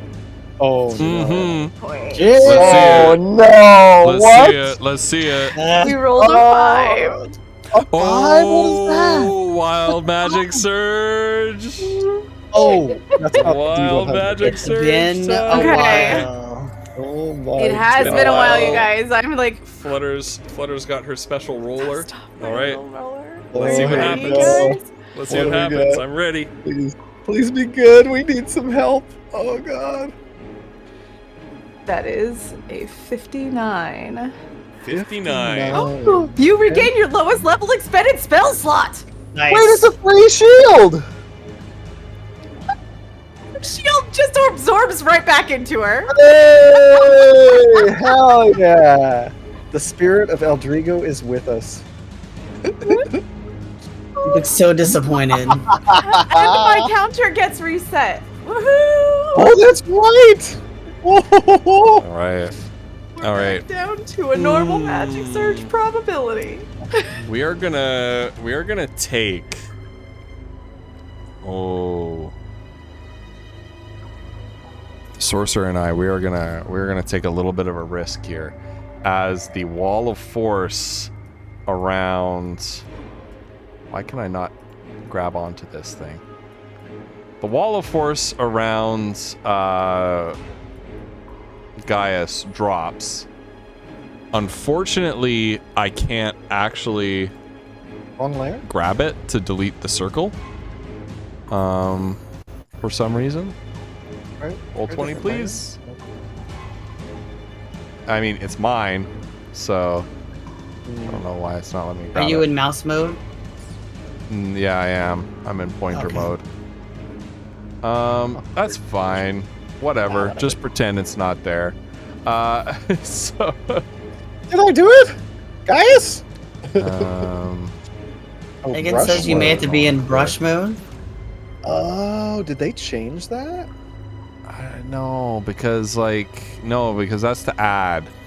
There's no eraser. There's a clear drawings in text, but I have other drawings on here that you guys can't see that I don't want to Right. clear. Right, So just pretend the circle's no longer there. I don't know why it's like that, I can do that. but just pretend it's not there. So Nice. the wall of force drops as the sorcerer turns to Foodle. Oh wait. Annoying insect. Be gone. Oh. And it casts Banishment No. Oh. on God. Foodle. It's gonna Always banish Foodle. you. Ooh. All right. So the target must succeed on a charisma saving throw or be banished. If the target is native to the plane of existence you're on, which Foodle is, banish the target to a harmless demi-plane. Okay, advantage. Take advantage. God. Okay. All right. Its spell save DC is what? Yeah. What am I trying to beat? Okay, that's a 4. So we'll roll. Shit. Roll that. Okay. And this is a charisma save. Ooh, he got an 8 plus 2 for 10. So Fudo's going to use something that we've not seen him use before. He's going to use Indomitable. Because he failed. I'm assuming a 10 is not a success. It is not a success. No. All right. Okay, so he's going to re-roll a saving throw that he failed. Now, I Okay. have a question, Ghost. I know how Yep. I would go with this, but like, do I roll once or do I roll at advantage because it's a charisma No, saving you throw? roll once. It says that re-roll a saving throw that you fail. Yeah. Right. Yeah. Okay. All right. Yeah. There's a Oh, A that's similar- a 19 plus 2 for a Frick 21. off. Holy, thank get out. God. Oh my god. Thank God. I rolled a 4, an 8, and a 19. Oh my God. No, you! Hold on, this Indomitable down. That's right. That's right. Oh Mackle. my God, I wish you guys Mackle Vital, fish come sticks. look. It's a 19. What is that name? Oh, Sorry, It's a I'm great just name. lashing out. I'm just lashing out right now. Just lashing out. it all says it looks like a 61. Looks like a 61. It's like a 61 to me, is what she said. Oh my God. Thank you, Vital. I'm legit so angry. So Cauliflumps, I ruled it that way because our elves have access to a particular feat, or they have a particular ability where they can reroll a ranged attack. And that basically confers what the community calls triple advantage. So it's 3 rolls, not 4, if that makes sense. Gotcha. Yeah. Okay, well there you go. Right. That's not good for this guy, because if that had worked, that could have paid off. But that would have been oh well. huge. oh well, Maz's turn. It's for gnomish cunning. Thank you, Flannel, for drilling that into my head. Oh. that would have been a 10 if I hadn't remembered that shit. Okay.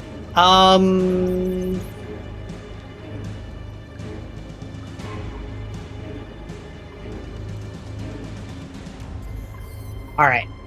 So, I assume any sort of teleportation works the way similar to the daggers, correct? Oh, that depends. Does What are you this thinking? work the way that the daggers work? Yeah, the daggers specifically use that. Yeah. Okay. They're just shorter range. Okay. So she's gonna do that. And she's gonna land here.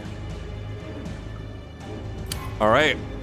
Yeah, and you pass harmlessly through the barrier of electrical energy, landing right in front of this sorcerer. Nice. That's one of her oath Jesus, spells. this is gonna be a rough round for this sorcerer. Might this thing into the next dimension like it was trying to do to Floodle.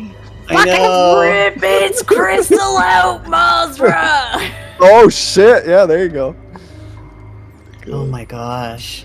Yeah, Damn so you that was her. interlopers.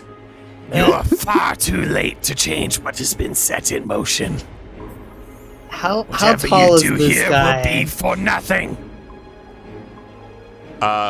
Pretty tall, like 9 feet, 10 feet tall. 9 feet tall. Oh my gosh. Yeah, it's a large-sized creature. Okay. Well, she probably can't reach up and grab it in the No. chest area, so No. she's instead. She's just gonna. All right, so let's try and stab it then. Smite it! Smite it! So she'll move. Is the dragon still? I'm assuming they're not. Are they Yep. flanking? Yep. Yeah. Okay. Yep. All right. Nice. Oh my god. Okay. Where is it? shouldn't use that. What? What is that? You need to roll an attack first. Oh, sorry. I need hit the to- wrong side of it. Sorry. That's my fault. That's my fault. I'm sorry. That's my fault.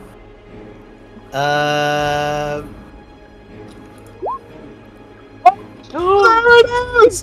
There it is! Get that smite in there! Oh my god, and that sneak attack twice and the smite twice. Oh. Yeah. Oh! Twice? Yeah. I mean, the second one's maximized. You don't have Well, to roll it. But okay, like, anyway. Is my smite? Yeah. You're doing the math. You're doing the math. I'm not. Oh doing my the god, no, don't do that. okay, I'm no, on it. no. I'm on it. Call it flips, help me. math. I'm not. So that's I refuse. 10 damage on the first thing, and then 19 plus 46 is 24. So 19 plus 24 is 33. And then you gotta roll the fire. Oh, you don't have to roll the fire. So 11 plus 16 is 27. So it's 10 plus 27 plus 33. Okay, and then that 4 is an extra. That's It's that's 70 3. damage total. Yeah. Jesus Christ. Did you add that D3 Oh, in and there too? 3. No, 73. Fucking, why not? Holy shit. I never get to do this. It's very rare I get to do this. So Ghost was all worried about Foodle. 73 fucking damage. it only Fiona took me 10 might turns to have get up just- here. Oh my god. Holy shit. Dude, if Foodle had been banished, it wouldn't have even mattered. Mazra's just fucking annihilated. Mazra banished this thing. Holy shit. Oh my god.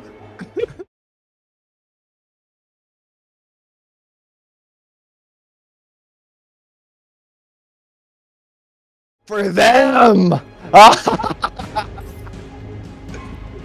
Oh my gosh. Oh my god. Mazra, how do you want to do this? Oh.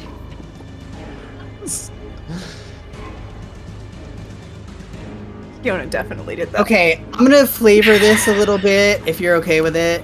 She just Sure. she like I don't know. She just when it's like you're gonna die or whatever, she just goes like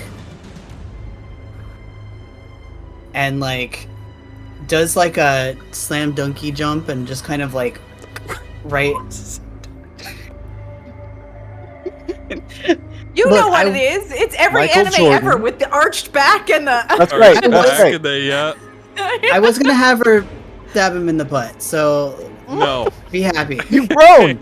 Wolf, you've grown! I'm proud of you. Hey, all right, you leap up. He is monologuing.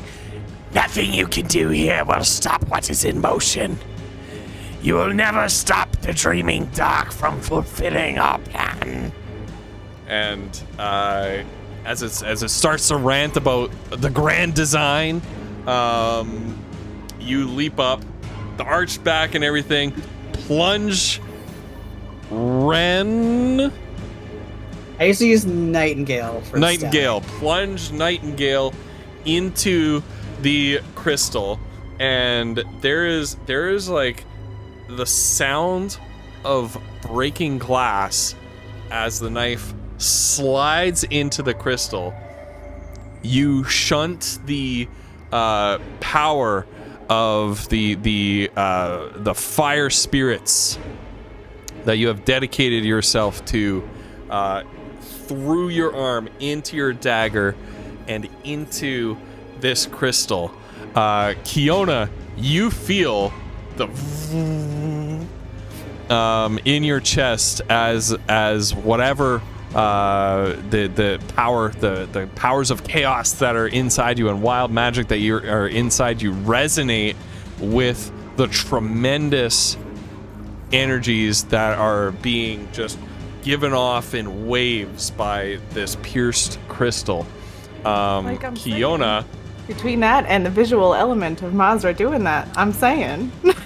Flutter, I am sending you a DM right now. Uh-oh. I don't. Flutter, you're not near the top of my I'm sorry. DM list. That's okay. It's okay. It just means we need to talk more often.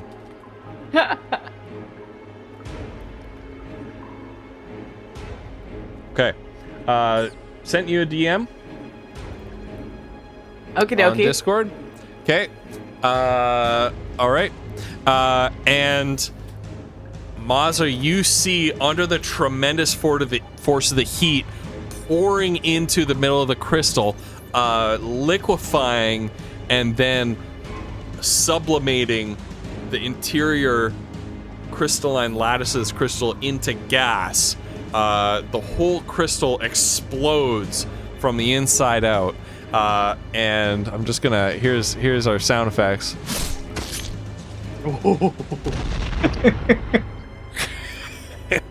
a tremendous blast of chaos energy erupts outward. We're gonna hit you with that. So each creature in a 20-foot cube originating from the sorcerer. So that is basically Mazra and the dragon spirit. You need to make a Constitution saving throw, or take 14 force damage and be pushed 10 feet away. Excuse me, what is this? Yeah, what? You saw the same thing I did, Maz? Yes. What? Oh the my same. god. It's the same kind of creature. It's the same kind of creature. Okay. So I just Wait, what do I I just roll? modified. Constitution saving. Oh, Constitution save. I was like, holy shit. Oh, and the dragon ignore does as well. Ignore the advantage on that. Okay. So you take 14 force damage and are pushed 10 feet directly away. Okay. Okay. And same thing for the draconic spirit. Ooh. 14 force damage and push 10 feet directly away. Okay.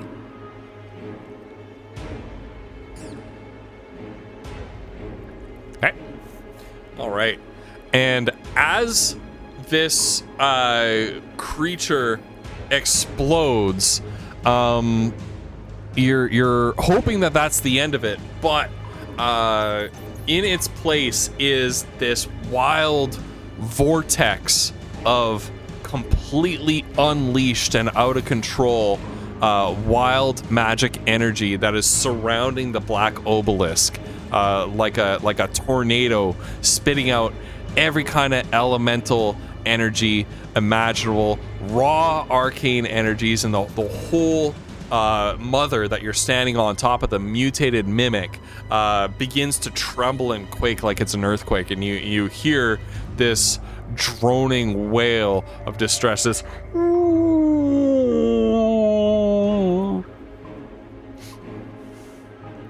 all right. Kiona,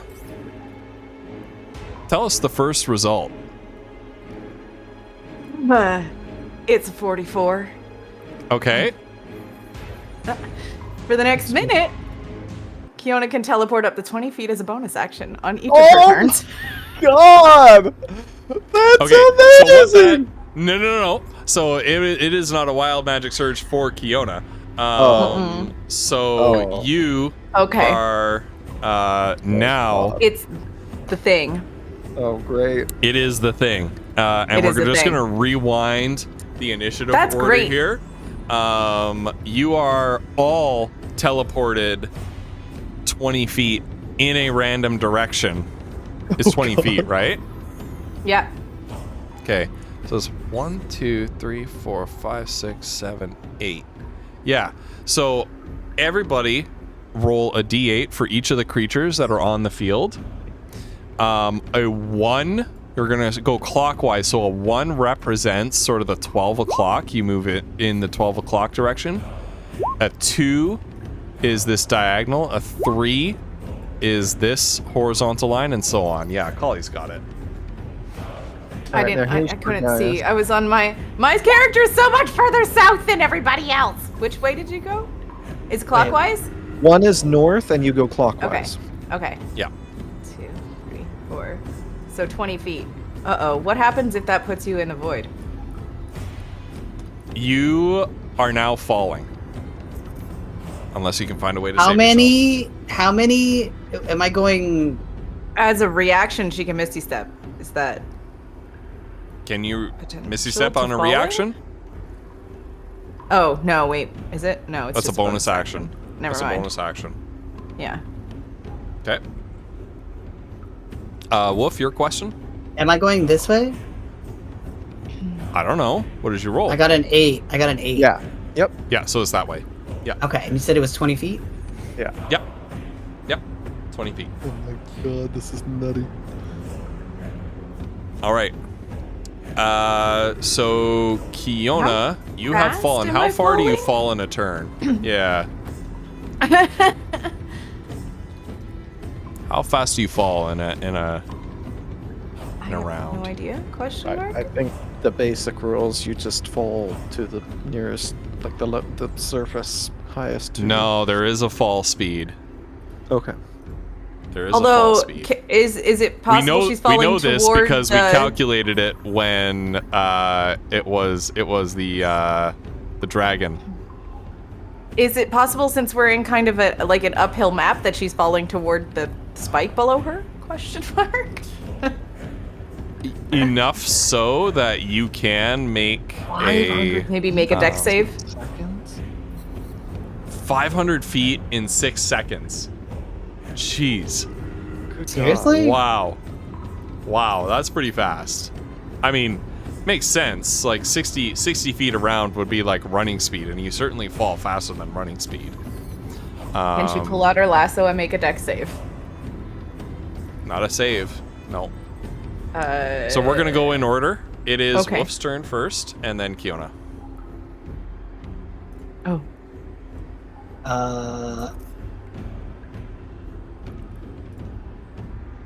I mean, is this guy here still, or is it just an open... No, that's like a vortex now.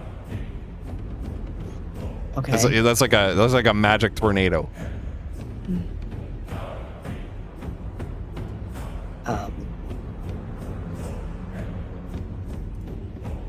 Okay, I think With she's the gonna... obelisk at the center of it. Okay. Does she get the sense? Can I perceptions if we need to try and destroy the obelisk, essentially? Well, you can't tell that through perception. That's a judgment to make. Okay. So that's up to you to make that judgment. Okay. I mean, I guess she'll try and I'll try and have her sacred flame it, I guess, and see if anything happens. Let's see. I will roll it. Why did it dexterity? Oh. Yeah, okay. Okay. All right. So she'll point her finger and try and bring down fire on top of the obelisk. Okay, yeah.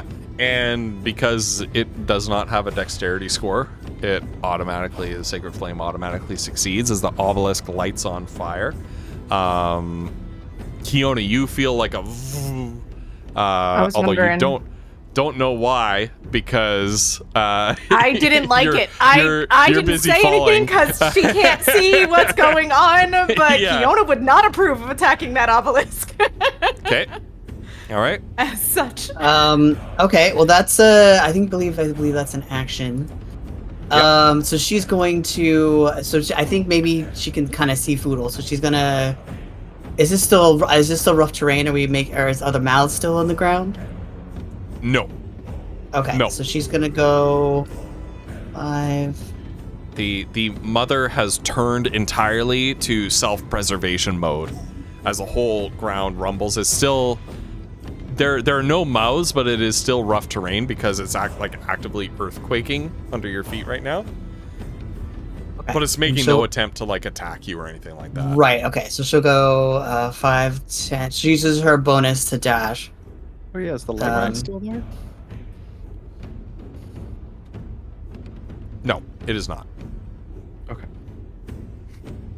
And as she kind of zips past Foodle, she's kind of like,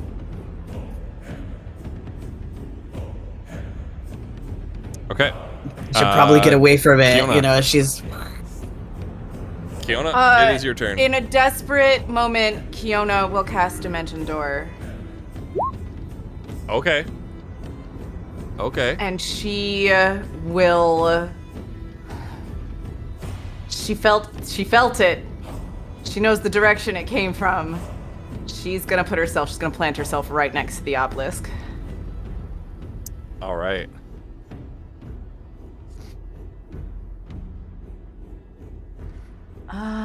And Kiona, as you land within the wild torrent of chaotic magical energy, I would like you to open your second character sheet.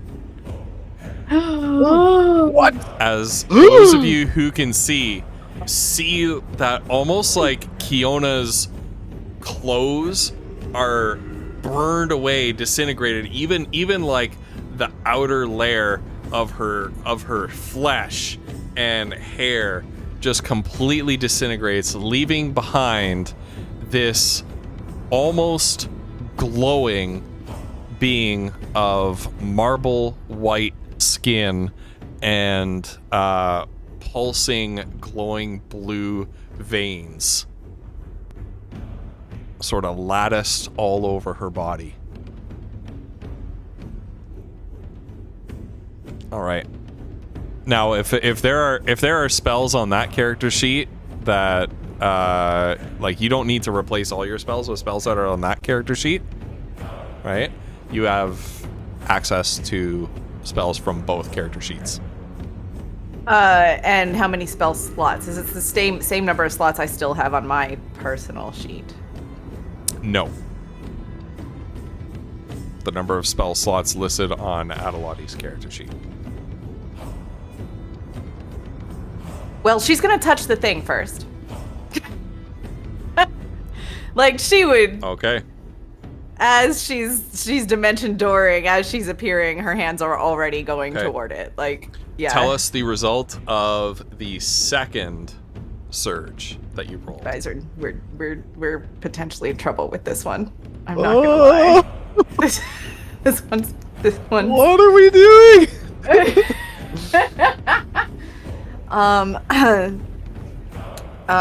This was a 78, which is casting polymorph. Okay. If you fail the saving throw, there is a saving throw. So the polymorph would be at level 17 if it's. I don't know if what you're casting it at. Ghost ? No, There it's is a save, it's your save throw DC. Okay, so yeah, it no, would the be a save 7. the save DC is 16. 16. It's 16. It's the save okay. DC. Yeah. It is. So is that just Kiona then, or Everybody rolls that save. that's what I thought. Yeah. Everybody gets a polymorph, including your dragon. By the way, you didn't teleport the Oh. dragon at all. God. The dragon is a Oh, creature that's here. I'm sorry, I Yeah. forgot. Okay. What save is this? Sorry. I think it's a wisdom save for polymorph. Oh. Oh. Oh. Okay. This is for the dragon. 1, 2, 3. Ooh, that's a 15. That's not good enough, right? And then I'm sorry, I should have stayed closer to you. No, I'm sorry. No, it's okay because he has advantage. So that was a 15. This I rolled a 15, and then I It would be like right on top of the obelisk? ? Maybe above the obelisk? It's like gonna be right there.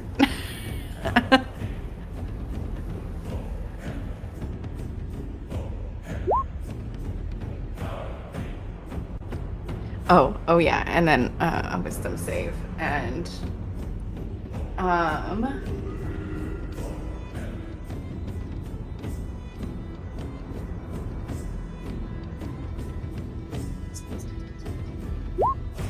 oh, we're gonna We're gonna wild magic something and re-roll that question Against mark. sheepness.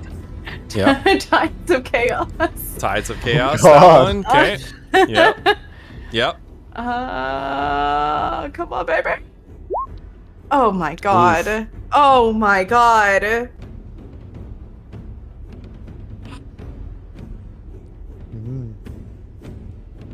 All right. Oh, But and Kiona- the dragon has a. In your Jesus.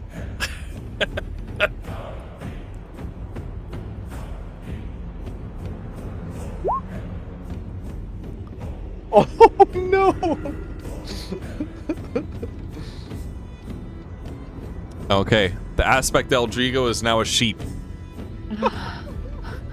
with a handsome blue lightning bolt in the side of it. Sparkly. And it's wool. Wait, It's got hold like on, a does little this- blue lightning does bolt this on its affect- side. does this affect Spydrew? Is Spydrew out? No. He's in the backpack. Oh, he's in the backpack? Yes. Yeah. Oh no! So all of a sudden, there's Foodle's got like a roll a wisdom save for Spydrew. I'm curious God. to see. I'm curious to see. Spydrew? Yeah, I'm curious to see this. Oh, it's versus 16. It's versus 16. So Out of Foodle, Foodle's backpack. you pops. have, Oh no! you're now piggybacking a sheep, and sheep are like the size of you. Yeah, we need a wisdom save for Gaius Oh, as well. frick, Gaius right. gets advantage because it's a spell, and Yes. Gaius has advantage to saving throws versus all spells. Thank God. Gaius He has a plus succeeds. 0. Okay. Kiona does like the spaceship in the Hitchhiker's Guide to the Galaxy movie. Like Kiona turns into a sheep, a giant ape, a little dinosaur, like a little compy from Jurassic Park, like Tyrannosaurus, a moth, a tiger, a bear, Oh my. a Shih Tzu, and then turns back into her mutated self. And she will snarl. All right, gosh. Foodle. Foodle, your turn. What? I don't know what we're doing. What are we doing? Kiona, why are you in there? Monster, are we running? What's happening? What are we doing? Hello? Guys? 5, 10, 15. That's as far as Foodle can go. Ghost, what? Yeah. What does Foodle know? Oh, God, the thing is, Kyoto's in there now. What is Foodle? Okay, I'm just gonna tell you what I'm thinking as a player. So, Yeah. Eldrigo is a dragon of lightning and among Yep. other things, obviously Yep. truth and all that stuff, right? Yep. Foodle has a wand of lightning bolts. Does he think that would do anything if he shot it at the altar? Like, would that help Eldrigo? Like, I don't know. Like, I don't know what Foodle knows about this shit. Oh, frick. I mean, no, because anything I would ask you to roll would be like Arcana or Religion, and that's really not inside Foodle's. Roll Religion. Roll Religion. All right. So +1. Here we go. Okay. That's a 2, so 3 total. You have no idea. You have absolutely no idea what that would do. What are we doing? Somebody, help me! And that's Foodle's turn. As he All sort right. of panicked. Gaius. What does Gaius do? I don't freaking know. Okay, Ghost. What does Gaius know? Gaius, by the Does- way, is experiencing the same like as Kiona is. Wait, what? Oh God! Right. I mean, part of my problem. I mean, I can run him in combat, but I can't really run his character, because like Gaius knows stuff about Mother that I don't know. Like I don't know how Gaius is feeling about Mother. Like if she's just too far gone, or I don't know. Gaius is very well. I can tell you because the way Flannel played Gaius was perfectly in the run-up to this encounter. Like Gaius is very worried for Mother. Almost as much as like Mother is literally his mother. Like that level of worry. Does Gaius in this moment think that there's anything that he can do, or if Foodle in particular, but any of us, I'm in control of Foodle, right? Does Gaius think that any of us can do anything to help Mother? Because I think he would say whatever that thing is. Gaius, seeing what Kiona has just done, and feeling the same sort of resonance with the energy being unleashed here, he's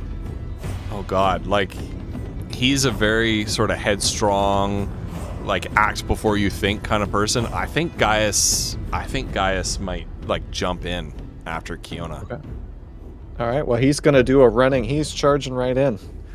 Okay. He's got 45 feet of movement, and I think he can stretch that. Obviously, it's rough terrain because of the earthquake. He can also, he can also jump, and when he's jumping, he's obviously ignoring rough terrain, leap. right? Yeah, that's what I was Fancy thinking, leap. right? He could stretch some of that with that leap, right? So. Yeah. What is that ability called? It has like this really ridiculous name. Mirthful Leaps. Mirthful leaps. Get out of town. So we'll roll a d8 as he's desperately trying to get in there. Okay, so he can go 26 feet with this jump. Okay. So 5, 10, 15, 20, 26, I guess. Okay. And then that's where he lands. Okay, and then he'll come up here, and whatever Gaius would do in this situation, I don't know. Does he touch the thing like Kiona did? I don't know. Does he rage to get a new crazy? Did Kiona thing? actually get to touch the rage, and yep. Kiona's grabbing onto it. Gonna bonus action rage. And Gaius grabs onto it as well. What's the effect? A bolt of light shoots from your chest. Another creature of your choice that you can see within 30 feet of you must succeed on a con save or take 1d6 radiant damage and be blinded. All right. Well, what's he shooting that bolt at? I mean, he didn't get to do anything to the boss, so if the body of the boss is still there, he's going to shoot it at that. The body of the boss has erupted into this storm. Oh, right. Basically, it's a swirling vortex around the obelisk. All right, well, he's going to shoot it into the storm if you'll allow him to. Okay. All right. Okay, and Kiona, tell us the final Wild Magic Surge. It is a 71, which is you gain resistance to all damage for the next minute. Oh, dang. How you rolled nothing but good stuff? What is happening?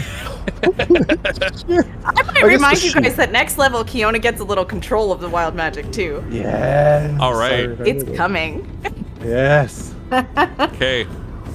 And as Gaius and Kiona are both gripping onto this obelisk, there's Kiona, you can just see a light pouring out of Gaius's chest into the obelisk, and you and Gaius instinctively reach out and just like wrap your arms around the obelisk, and you feel the chaotic energy inside you seeping into the obelisk as well. The shifting, swirling, inconstant writing on the obelisk begins to glow and emit a blue light. And you start to feel the obsidian stone begin to crack as there's just a fissure that just cracks up the side of it and spider webs out. The rest of you, Mother instinctively gives one last convulsion, and you find yourselves knocked off your feet, Foodle and Mazra do. And then Mother instinctively, like a creature trying to protect its core, wraps itself tightly around you, consuming all of you in her very crushing embrace, and everything goes black.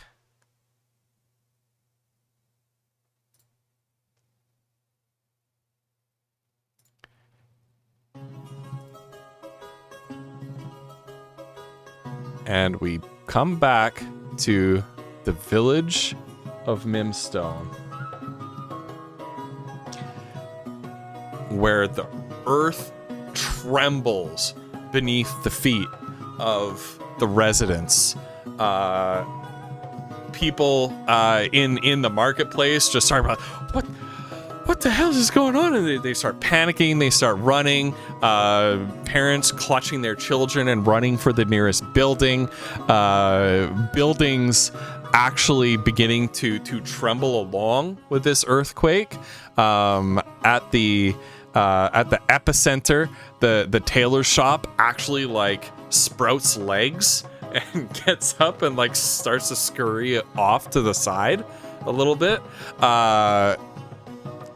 People begin to scream and shout in panic, and a great bulge in the ground at the center of the marketplace rises up, sort of flipping market stalls over. Tents collapse, flags fall down, produce, oranges, apples, cheese wheels just fall to the ground and just roll in all sorts of different directions. People are screaming and panicking, and then as the ground bulges up like this great wart growing out of the ground, the top opens up and there's a font, a pillar of blue-white light that shoots into the sky, and the bulge collapses back down on itself like a souffle collapsing from an oven.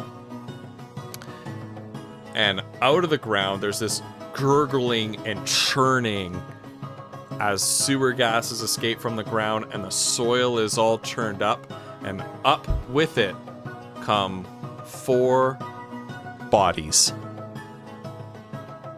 Kiona, Mazra, Gaius, and Foodle, you cough and sputter as your breath can finally enter into your lungs again.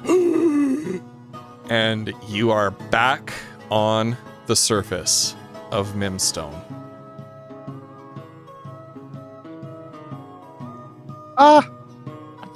Covered in nasty. You are indeed covered in nasty.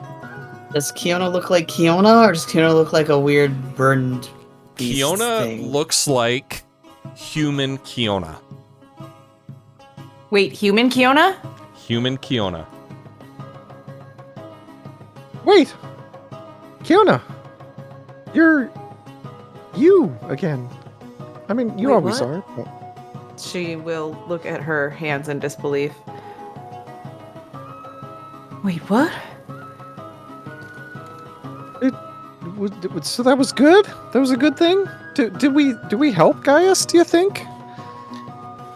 And Gaius is sort of coughing and looking around in bewilderment.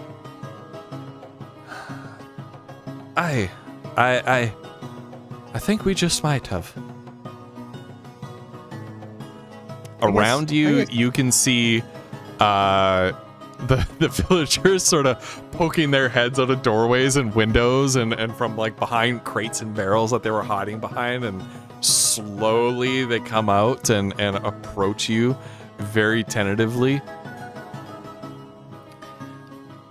Yes, hello. We are the discretion. You know what? Never mind. As we pop out of a fucking As we're all like slimy and nasty. fucking just a beam of fucking light going into the sky. That wasn't our fault. We didn't cause that. Yeah. Oh my We god. stink. Oh, that was real strange. Yeah. I don't think I want to do that again. No. You're feeling okay though? I guess. The hell happened here? Am I feeling okay? Sorry? How is Adelotti? Kiona's very concerned about Adelotti. When you try to reach After out to Adelotti, she is silent. And no Wait. amount of prodding can seem to reach her. Kiona's gonna try to cast a spell. Nothing happens.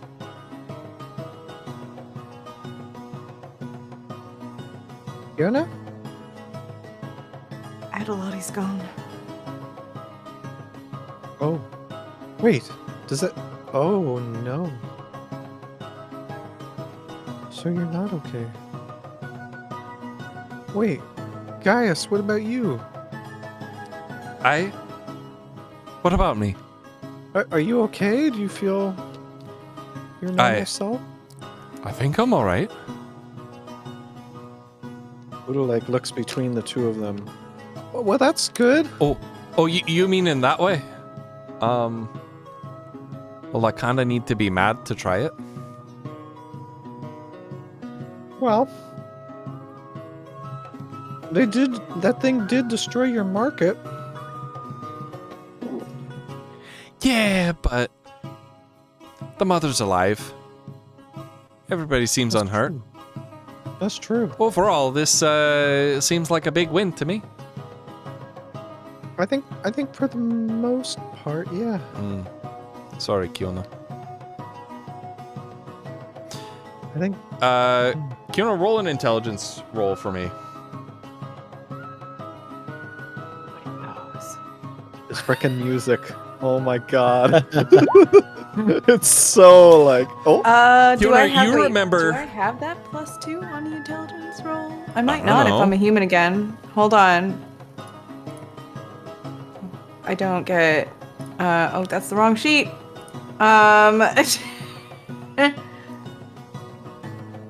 She would not have that. She would have a 1 + 1 on. The Okay, that's fine. But intelligence roll, so- even with a 15, you remember that this happened once before. Right. The last time Adelotti took over, and you became that kind of supercharged wild magic sorcerer, Adelotti became dormant, and you couldn't cast magic, and you had reverted back to your human form for several days. Right. It's still devastating. She doesn't like losing Adelotti. That's fine. That's fine. Yeah. So as the crowd sort of very gingerly assembles before you, the dryad tavern keeper comes out and is just, oh goodness gracious, oh no, are you all right?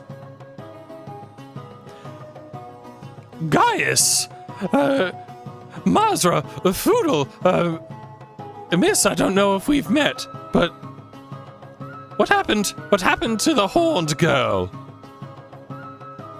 Oh, that was me. We've met. Oh, well, no questions asked, but are you all right? I think physically we're all okay. I think we're all pretty tired. Please, let's get you out of this crowd. Stop gawking! Let's get you out of this crowd and back to the tavern. Quick! Yeah. I was just very tempted to ride the hell out of this town forever, but doesn't resist for the moment. All right, and and Gaius, he kind of says, I think that might be the best course of action here. Kiona, let me help you to your feet. And Gaius kind of helps Kiona up, and Kiona, you're very shaky. Like every muscle in your body is utterly worn out and just screams with pain to you. She'll probably lean on Mazra. She'll know. Yeah. Kiona's like you feel like what an astronaut that re-enters must feel like. Right. You know? So heavy and Yeah. And also Adelotti's gone, which makes her feel empty at the same time, which is fucking weird. Oh, to use this as the Staravia music in your campaign, Collie? Yeah. It's it's a Stravian hymn in Oh, it's like a little hymn. that time in that area. Yeah, it's like a victory Gotcha. song. Anyway. Gotcha. This is a what do I have this as? Upbeat Town. Taverns? Upbeat Oh, nice. Town There you go. Yeah, is that's what perfect. this is. Different time, different place, start, right? Could start as we are like thousands of years after the Grey Spires campaign. So yep. Okay. So you're all bundled into the tavern where the Dryad seats you down, and you know, as she enters, she come this way, and she gives like a little flick of her hand, and the floorboards like kind of just pull aside, and a tree, a knotted group of tree roots come out, forming a table and chairs, high-backed chairs, leaned back a little bit because you're obviously like really tired, and she kind of sort of motherly sort of takes you over there and seats you down and dotes upon you, and she snaps a finger and yells back into the kitchen, quickly! And on their own, you see a tray moving on its own, carrying 4 bowls of stew out of the kitchen, careening across the tavern, sort of up on 2 wheels as it turns, and it stops at the table. And the bowls seem to half slide off this cart and half jump off the cart and land right in front of you. Oh, I could use some of this. Oh, We may need to disinfect ourselves first. oh. What does that We're mean? covered in the slime from the from the inside of the mimic. What's the strongest alcohol you have Oh. in this place? Oh, nonsense! That won't hurt anything. Can we at least clean our hands? Oh, yes. Here. And she goes and gets you some rags. Some hand sanitizer. All right. Yeah. So mean, you wipe Mazra, off your hands. As Foodle's wiping his hands, he says, Mazra, I obviously know what disinfect means, but, just in case there's anyone else, like, what is that? I don't know what that... It's just imagine just like very deep cleaning. Oh, yeah, okay, all right. Getting all the dirt and grime off everything. Fiona, while I don't know if Mazra's they know explaining germ this theory. to Foodle, will wipe her hands off, lift the bowl up, and just like drink the soup. And meanwhile, the tavern keeper is in conversation with Gaius. Gaius, what in the heavens happened down there? And Gaius, same thing, wipes his hands and then starts to drink the soup out of the bowl. Outsiders, the orcish slavers were working for them. They tried to do something to the mother. I think we managed to stop them.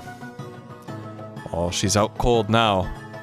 Sleeping it off, but she's alive. Barely. Thanks to these three.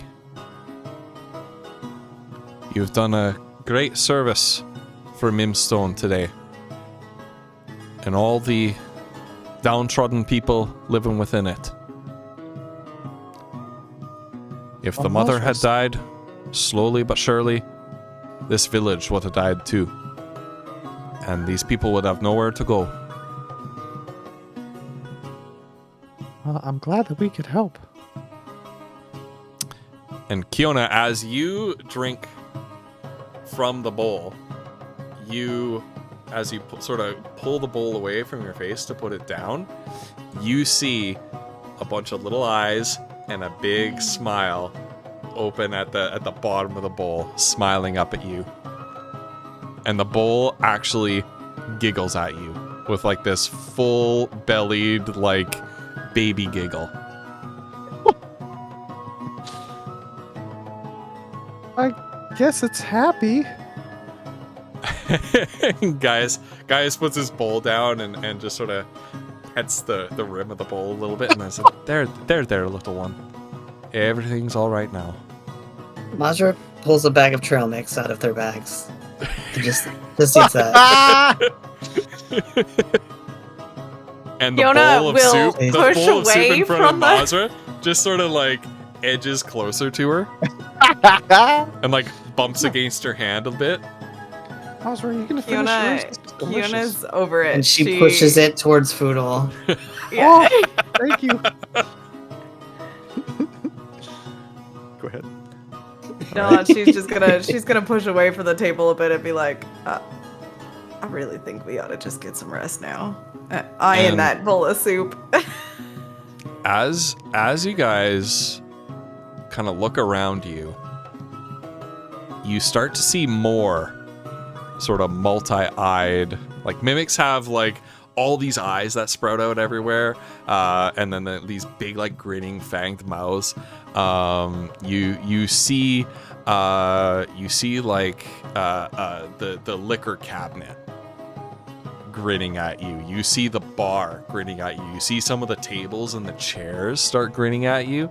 The tankards on the tables are smiling at you. Some of the wine bottles are smiling at you. How far away is the caravan? Bowls, barrels, crates. You look up, and the ceiling is staring down at you Can and we make smiling it back at you. to the caravan? You still I'm have gonna that make camp tiny in the hut woods spell. tonight. Yes, I do. I do. I'm willing to Guys. take that loss. Well, This is even what better are than y'all- the rift. Yeah, what are you all so scared of? Yeah. I mean, the trees That's what- are always alive anyway.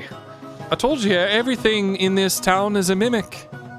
Yeah. Every building, every chair, every table. And look, they're so cute. Except for Poodles. the bartender's roots, of course. Poodle's petting the bowl just like Gaius. And as you come to this realization, you remember waking up in your beds feeling all sweaty and sticky. You remember the bartender constantly having to go back and yell at the kitchen help. And you recall that you haven't ever seen anyone else working at this tavern except the barkeep. You remember the stables that were always suspiciously clean. You remember this weird feeling on your mouth whenever you drank from one of the tankards in the tavern. You remember the beekeeper telling you about in the honey. Right. And you realize it is just as Gaius said. Everything in this town, almost everything in this town, is a mimic. Other than the people living here. Poodle points to the smiling face in his bowl and he's like, look, it's so cute and happy. We have to talk out loud to use our sending stones to our friends. Yes. Then Mazra tactfully stays silent. I think a nice sleep out under the trees and the stars is good for tonight. Well, that's a great idea. Look, if you're uncomfortable sleeping in a mimic bed under a mimic roof, we can make some arrangements. Can I bring the bowl with me? we do have regular tents and whatnot. I'm afraid not. The bowl lives here. Right. Okay. Yeah, that makes sense. Sorry. Bowl. Can I just can I take a baby with me from its home? Right. Yeah, I guess I was more. I didn't know if it was an adult or like if it would want to come with. I know. That's Okay. but a wee babe in your hands there. Aw, it's so Well. cute. They are cute, aren't they? They're An lovely, acquired but taste for some. I do think I would prefer a tent. Thank you. We just spent a whole day in the sewers. We figured that a little bit of open air would be helpful. Are the tents mimics? Is the river safe? I know. Is the river safe? Of Not course, sure the river's what just, the it's river just is. water. It's just A water. mimic. And there's always the encampment here. Their wagons ain't mimics either. Right. Okay. Thank you. Like I said, they're waiting for their homes to be ready for them. Takes a while for a wee bowl like this to grow into a house, Oh wow! as you might imagine. Is this one going to be a house when it grows up? If it wants to be, That's and so if the colony requires it. I'm just going to look at the bowl and be like, "Look, you can be anything you want to be." It giggles back at you. And licks a little bit of like the soup that's at the bottom of the bowl. It's like, It's good, right? and it Whoa, kind of well. giggles and croons at you a bit in response. I think I'm just gonna I'm gonna go and wash up in the river and then Yeah. You're gonna get a little get some- clean. rest maybe. Yeah. I do as you like. I'll when you're settled in and ready, I'll come visit you. Explain anything that you want explained to you. Coming, Foodle, or you staying here? You two go on ahead. I am going to come though, because he looks down at himself, just covered in, whatever. Yeah, I mean, I'll be right there.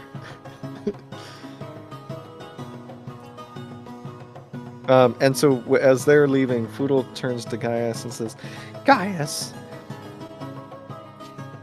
Hi. Fiona, she's struggling a little bit, I can tell. I don't know exactly everything that's going on, but I am mostly okay, and she has Mazra. Is there anything else that, like, I can do for you or the village?" I know. Thank you for your consideration, of course, but you've done quite enough. You've already saved the village once today. We're all quite happy here. If you Alright. like, though, there is something that maybe I could show you. Oh, sure. And then could you show me to the stables? I think Kiona's going to want to see her horse. Aye, of course. Horses are comforting for her. Now, come on this way, and Alright. Gaius leads you out of the tavern and onto this road, the Riverside Road, and he walks sort of this way along the riverside, past the market. Now, if I'm understanding you correctly, this may be a little bit hard for you to understand. Are you ready? I don't know what I'm trying to be ready for, but I'll do my best. All right. Take a look at this gnomish encampment. Yeah. You see there, old Dagbert, that sweet lad, playing over there by the river. Yeah. The community's the little community's leader Snelle watching them. Old Dagbert never been the same since his real parents died, and well, it's been a tough go for all of them. Like I said, this here village Mimstone, we take in all sorts who've nowhere else to go, cast out by the world, hunted, rejected, predated upon. Know what I'm getting at? I don't know. Foodle, I want you to look again at him. Real Yeah? careful, like. He seems Really like a see him. sweet kid. Wait, is he a mimic? When you look at him again, he is not a mimic.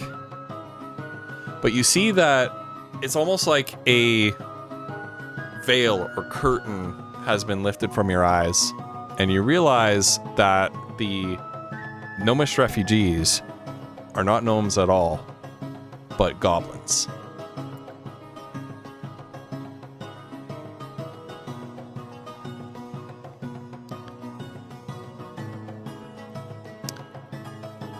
Now, Foodle, I told you, we take in all kinds. These people are just as downtrodden as any others. I'm not asking you to say anything to them. I'm not asking you to go in and give them a big ol' hug or nothing like that.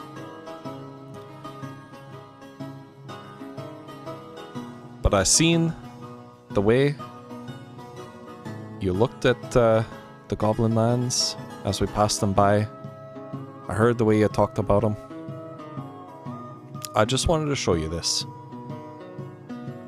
to give you a mite something to think about.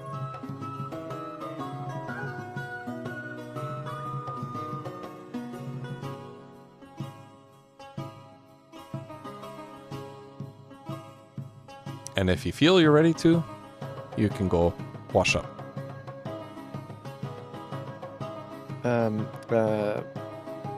Boodle doesn't say anything for a while, and Gaius can see some tears running down his face. And eventually Foodle just sort of collapses to his knees and sort of buries his head in his hands. And he's sort of muttering, "They killed Saltar. I held him in my arms as he died." And Gaius tenderly puts a hand on your shoulder. And he says, "That little lad Dagbert never killed nobody."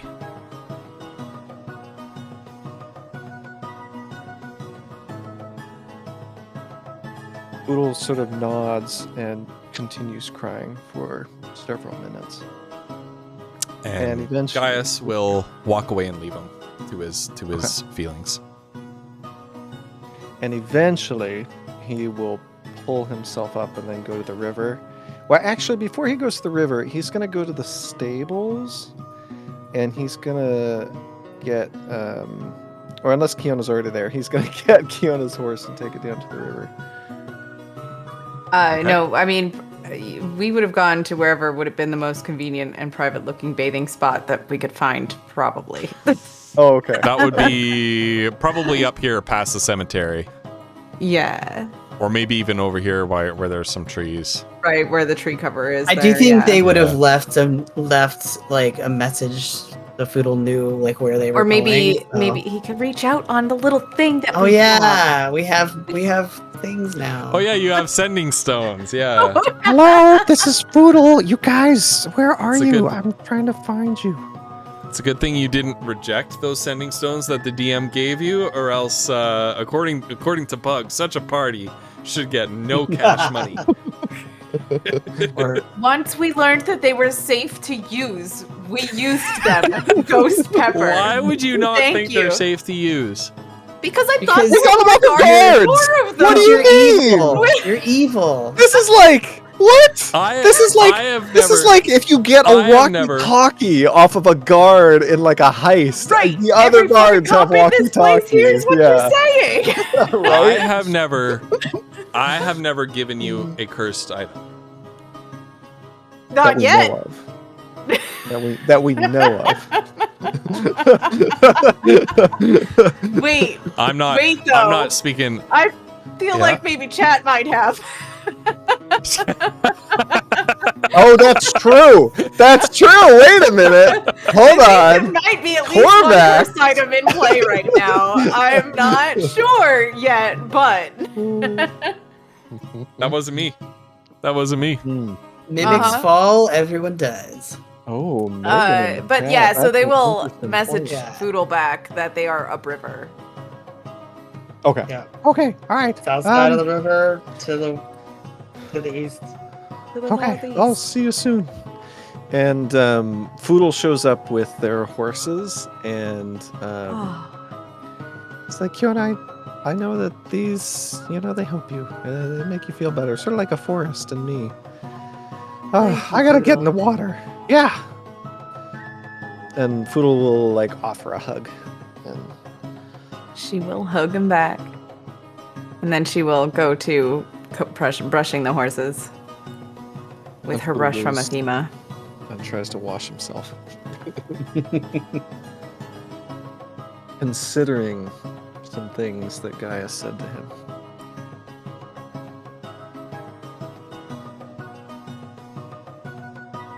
Thanks, Macklefish6. Thanks for stopping by.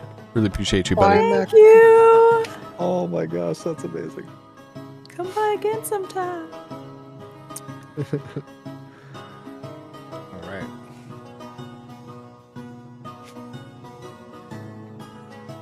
Okay. And so you guys bathe, and I've got, unless you want me to throw an encounter at you while you're bathing, like maybe a crocodile comes out of Fiona, the after river. the horses have settled and they make Foodle shoots camp him of in the some face. sort, The Fiona is gonna the look- horses, by the way, when you took the horses out of the stables, they were extremely clean. They were extremely well groomed, and they kind of you had to tug at them a little bit to get them to leave the stables. Come on, Doodle. They're- oh yeah, They Foodle, really- they Fiona really was gonna liked it in there. comment at Foodle's ability to get all the horses across to them. She's, Yeah. oh, Foodle, that must have been hard work. I so much appreciate it. Yeah. Oh. And Foodle, you feel like as you took the horses out and they didn't want to go, but you managed to get them out of the stable. You feel like the stable kind of like the whole building kind of sagged a little bit. And Foodle will pat the building and say, "Thank you. You did a great job." Poodle. Poodle. And it perks back up. Can you tell if these are real trees? She like knocks on one of the trees. Foodle's gonna go investigate the trees to see if they're real trees. Yeah. You could just take 10 on that investigation roll if you want. They're I real was trees. Okay. They're real trees. They're real trees. Yeah. They're Yeah. real trees. Look, there's a bird up there. Once they kind of settle down Wait! in camp.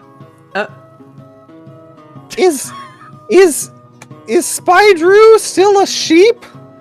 No. that would have ended a Oh, long thank time God. ago. Foodle pulls Spydrew out. Oh, I'm so glad you're okay. Oh, I just want him to like nuzzle. Spydrew looks. Spydrew looks a little bit shaken up as a spider might look at having been transformed into a sheep. Although now that you mentioned that, Kiona has been a tiger for a half a second today, so she feels the power. She was also no, a newt. She well, and a moth. Yeah. Just- Doesn't have much Um, memory of being a moth. she will pull the book out at some point and kind of try to search through it for maybe references of the do the people in the book reference having like another person inside of them at all ever? These are the Shiraz Shadeheart. This is the Yes. Shiraz Shadeheart book. Yeah.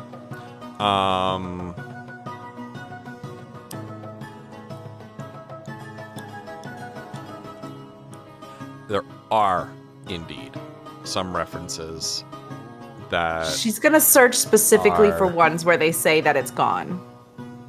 Yeah, nothing really refers to that. It's more like these mythical tales of, and you have to engage in a bit of interpretation to see that it's a reference to having like one of these Quori inside them. It's mostly talked about in terms of like a divine spirit having entered and taken up residence inside their body, like Right. think of like a biblical, like the Holy Ghost has entered me kind of story, right? Yeah. So they're mostly like that. But anyone having lost it, there are some, but not in reference to things like what you just did. Okay. There are some who lost the divine spirit inside them for having committed like a great crime or atrocity or things like that, and spoken of in the sense of like having lost it as a punishment. Right. Like it was taken away from them specifically. Yeah. Okay. Well, she can understand that for sure. But she will close the book eventually in frustration and just kind of maybe settle into the crook of Mazra's arm because she's tired and frustrated and alone. More alone than usual. And I think Mazra knows. And she'll do her best to reassure, it happened before. She'll be back. Right.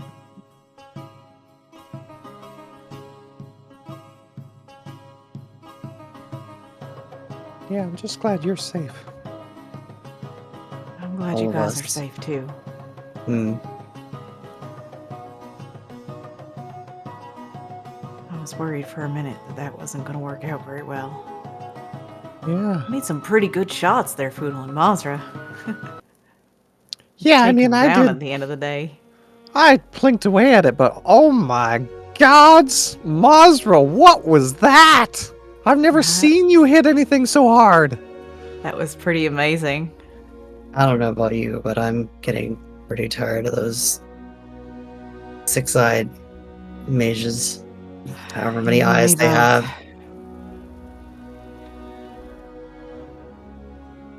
Yeah, I mean, I'll be honest, I thought I'd owed you money or something. Like, oh my. We worked as a team. Yeah, That's right. we did. Also, Kiona, you can just summon dragons? That's just Well- a thing you can do? Yeah, was Foodle not here when we did that the last time? I don't know. There was maybe one other Flumps time that you wasn't did it. here. Yeah, I did maybe. do it once. During yeah. the battle with Arusian. Mm. Oh. I think it was. Was it Arusian? The Velora. Mm. Velora turned six-eyed creature thing. I don't I'll be know honest, if I thought it was you were just a there. one-off. I didn't know you could Oh. just keep doing it. Well, I mean, I need a carving. It's pretty expensive. Well, the material to make the carving is pretty expensive, and then I gotta do the carving, but... So I can't do it often. I think it was worth it. Yeah, that was amazing. I didn't have many spell slots left, or however much power. I don't know if she would say spell slots. She would say whatever it is that she has. And I knew we had to do something we were gonna take that one down. I don't like to think what would have happened otherwise. Yeah. We make a great team, you guys. I mean, we didn't know what was on the other side of that door. We didn't have a chance to do any thinking or planning or anything. That was... You guys are amazing. I think we've been around each other long enough that we know what to expect from each other. Yeah. I knew we could do it. I feel a little bad for Gaius. He was just stuck in that thing. Well, but But maybe you know it what? We also tried. protected him. Yeah. That's right. Thing was having to concentrate on it, so Yeah, wasn't doing other stuff. So that's good. Gaius is pretty cool. Yeah, he seems like an alright I will Goat. say I man. do think we should be careful following random people back to their isolated towns in the future. I agree.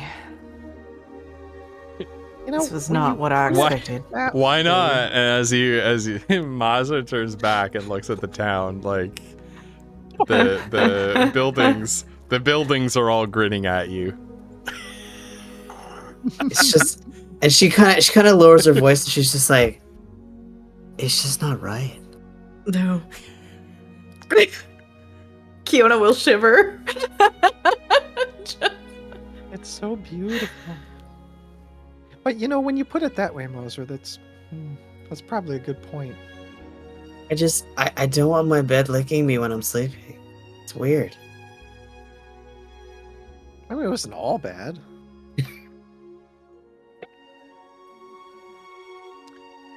And then you hear behind you in the bushes, "Hi, but they just want a little taste."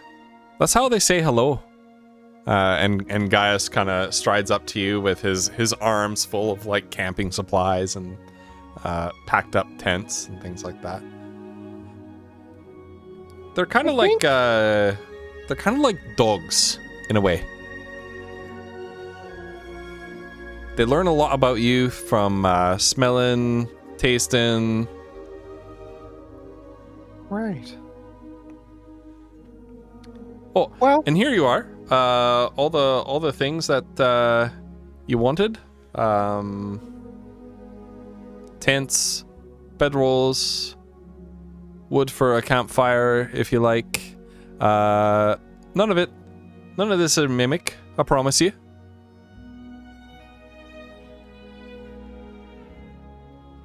well, thank you, Gaius. We were just talking about how awesome you are. Indeed. You've certainly proven yourself. You seem competent.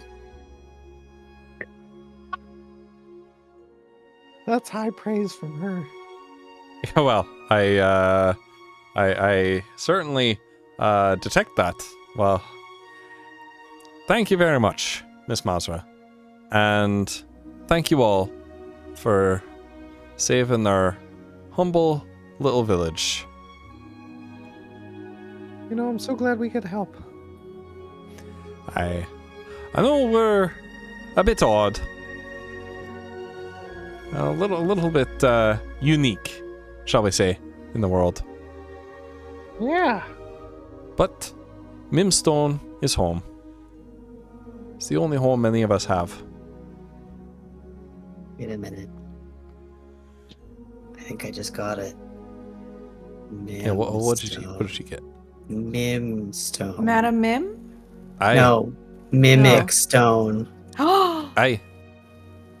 What's wrong? Wait! Oh, what? Aye, it's the original archaic name for this town was Mimstone, as in That a makes town sense. of mimics. I never would have gotten that. I myself and the Sabina, the proprietress of the tavern, and a couple other of us fey creatures who were here since the start. Well, we came through the Veil into this forest from the Feywild some time ago. Attracted to the energies leaking in through the Feywild was a little mimic called the Mother. And as she fed upon the fruits of the forest and the energy seeping through from the Feywild, she grew bigger and bigger and gave birth to generation after generation of these mimics. And, well, we live in a sort of harmony with them. They provide us a place to live, disguise themselves as homes, and in turn, we provide them with, well, essentially safety from the prying eyes of the outside world. We go about our business pretending like this is any little village, like any other. And any wanderers who come through here, even slavers who mean to harm us, are none the wiser. Well, it does take quite a bit of an examination to see. Although maybe you ought to disguise those stables a little bit more, because ain't no stable in the world that clean. We've tried, believe me, but these mimics have a real insatiable appetite. I mean, you see the cemetery across yonder. And he points over here to where you see rows and rows and rows of headstones. Well, let's just say that the townsfolk have given up on any sort of notion that their loved ones need to have a corpse what's intact to make it to the afterlife or anything like that. Right. Right, I guess that's quite efficient. Part of the cycle of life, isn't it? Exactly. We come There's- from the earth and we can give life back to it. There's something almost poetic about dear old Granny coming back as a bowl or a cup that you have at your kitchen table. Yeah. I'd like that. I think I'd make a great bowl. Well, you've done us a great service, but for tonight, you best rest up. I will guide you all the way to the border of the hegemony tomorrow. Show you a bit of a shortcut through me woods. Appreciate that. Yeah, thanks, Gaius. You know, Gaius, you'd probably be a great, blacksmithy. Walsrey, you'd be a purse, for sure. Is the Thank you very priest much. that we found in the woods anywhere? I guess we would maybe try to find them in the morning before we left, if they were still around. No, they left. They left. They They left. Okay. Disappeared in a teleportation spell. They teleported back home. Okay, I remember that. I just wanted to check. All Yep. right. The other was it super guard captain? The captain of the super guard, that rat The bastard. captain of the super guard. Oh my god. Yeah. They went together. Yeah. Okay. So as far as outsiders are concerned, it's just you in the town. I feel like you'd be a horseshoe or like a stables, you know? Yeah, I guess if I was a mimic, I'd probably do that. here's a question, Gaius. So you were saying, the stables, you keep trying, and they're never, they're always just clean, right? Have you tried illusion magic? And Foodle drops like a piece of fleece, and there's like a miniature stables that's like all grimy and gross. I mean, it might work. Make things less suspicious, maybe? And I don't think mimics can eat illusions, can they? I will certainly not, and we can definitely try it. But yeah, you know that Stables is a bit of a teenager, and you know how teenagers can be when it comes to food. Right. Yeah. That's true. Voracious appetite. Mm. All right, well, guys, thank you so much. I guess we'll see you in the morning then. I will see you in the morning, bright and early. Okay. And you, unless there's nothing else, you pass the night without incident. Wake up the next morning feeling blissfully unlicked by any mimics in the middle of the night. Unlicked, Does Kiona have a headache? Untasted. Kiona does not have a headache. For what? I have a suspicion Okay. No, she does not have a headache. about a certain object that she uses sometimes for bonuses on certain rolls. Okay. Yeah. No. Kiona does not have a headache. I don't know when she last used it anyway, so I just... Yep. Okay. And you awaken bright and early the next morning. That was some nice evening music, but we're gonna have some like a little bit pick me up morning. Upbeat. A little bit upbeat. Good morning, good morning. I pushed the long rest button. Oh, it feels you good. all get a long rest. late. You all get a long rest. There we go. Good morning to you. Okay.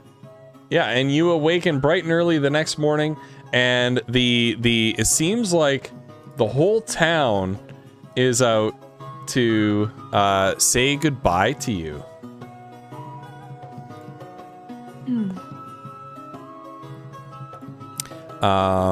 They all so Gaius gathers you here, bids you to get all your adventuring gear ready, and a number of villagers have come out to bid you farewell. Some lavishing gifts upon you. Most of them are kind of just random tat,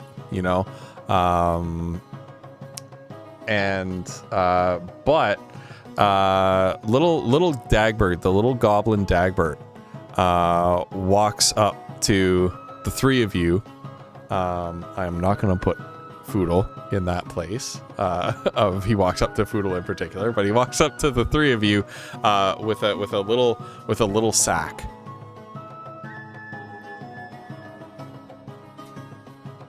And he holds that sack up to you. Like,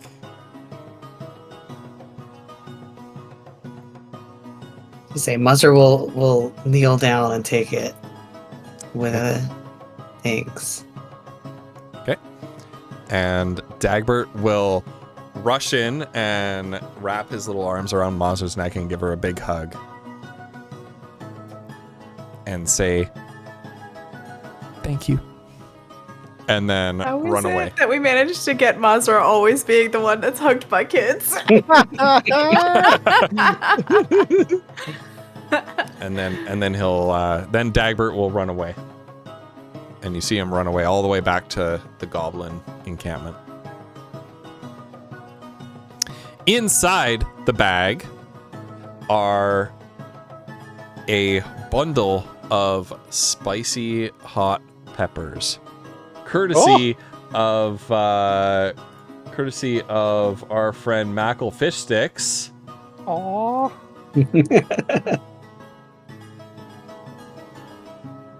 She's like, hey, I think your think your mom could do something with these? Oh, yeah. I mean, she's great with this stuff. That Right. was really nice of them. Approaching you next is Sabina. Is that her name? I need to make sure I get this name right. Yeah, Sabina. Sabina, the tavern owner, the Dryad tavern owner. Her hair a tumbling mass of leaves that are tied up into a braid this morning. Well, haven't you been just the most helpful visitors we ever could have asked for? This town owes you a tremendous debt of gratitude. And of course, we mean not only the residents, but the buildings as well. Well, I mean, you guys needed help. So, here we were. Well, now I know that you did it out of the goodness of your hearts, and I know that there isn't very much that we could give you in exchange, but, well, the townspeople have passed around a bit of a collection, and we would like to offer you this. And she hands you a hefty sack full of 1,200 gold pieces.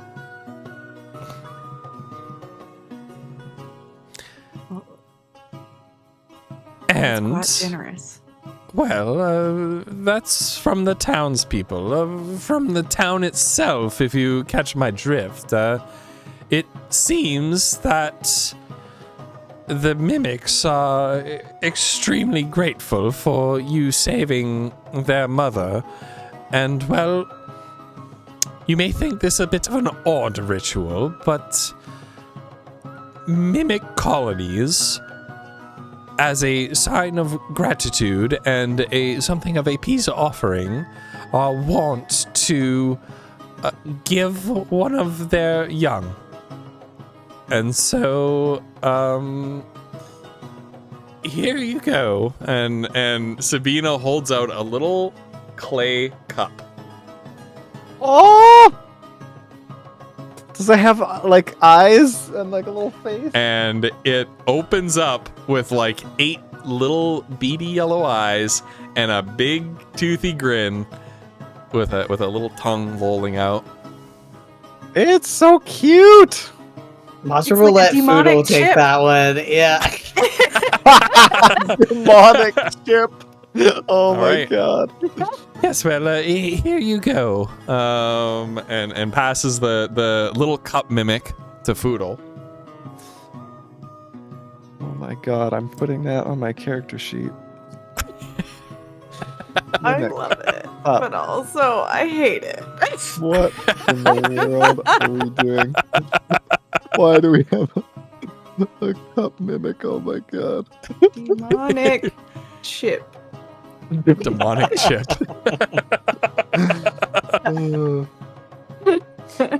What should I what should I feed our cup here? Oh, it'll eat anything organic. Ah, okay. Mimics are not particularly discerning, and just more be careful of how much you feed it. And What'll is this happen like- if you feed it too much? Well, it could get sick, just like anything else.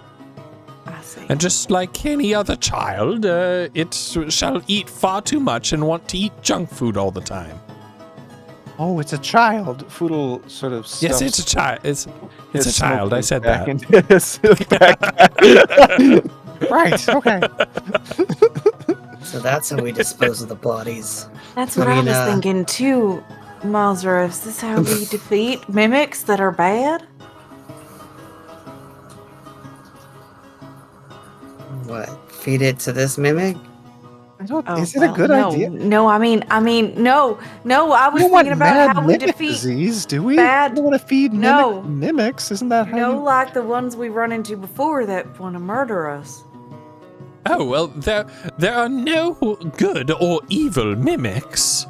There are simply hungry mimics and, well, things that mimics grow close to and things that they do not.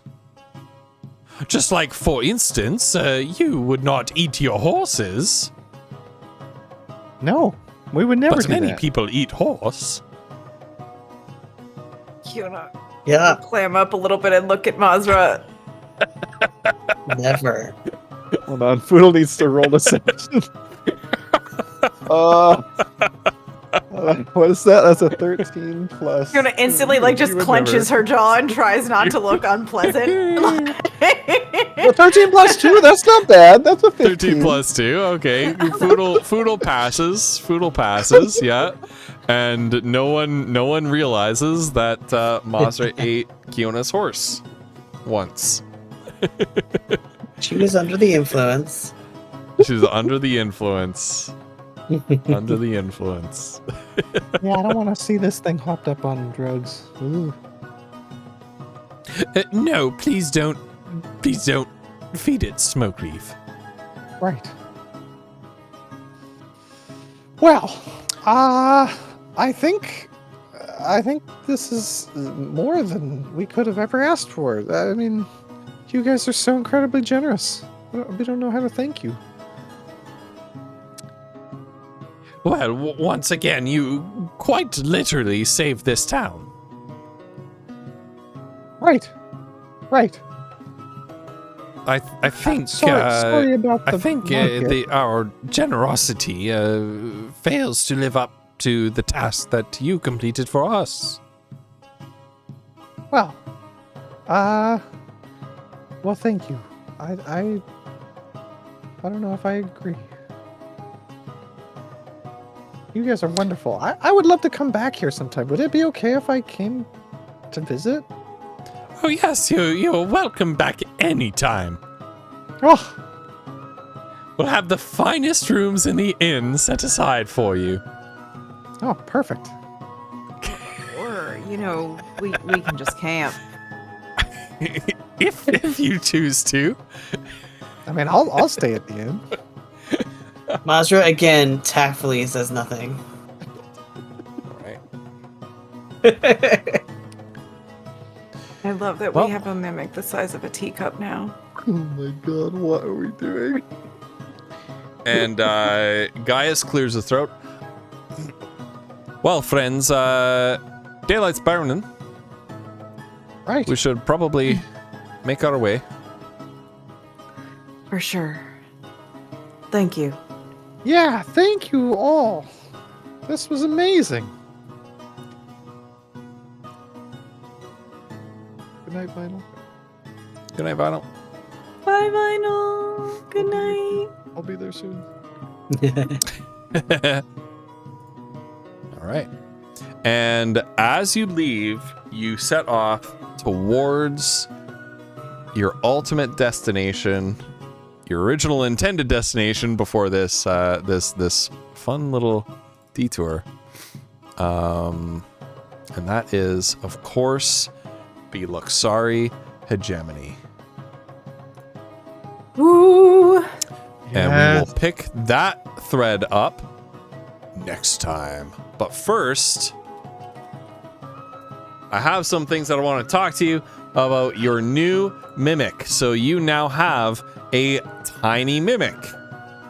We have a tiny mimic. Your inventories. Yeah. So you have a tiny mimic in your inventory. It can mimic the appearance of any inanimate object of that size.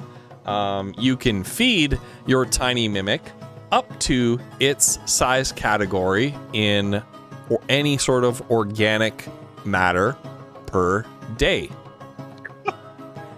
Over time, if you properly feed and care for your mimic, it might grow. Oh, I want to Yeah. put it at Would we feed it? Oh no, I'm not gonna say. I want I'm it sorry? to be an obstacle.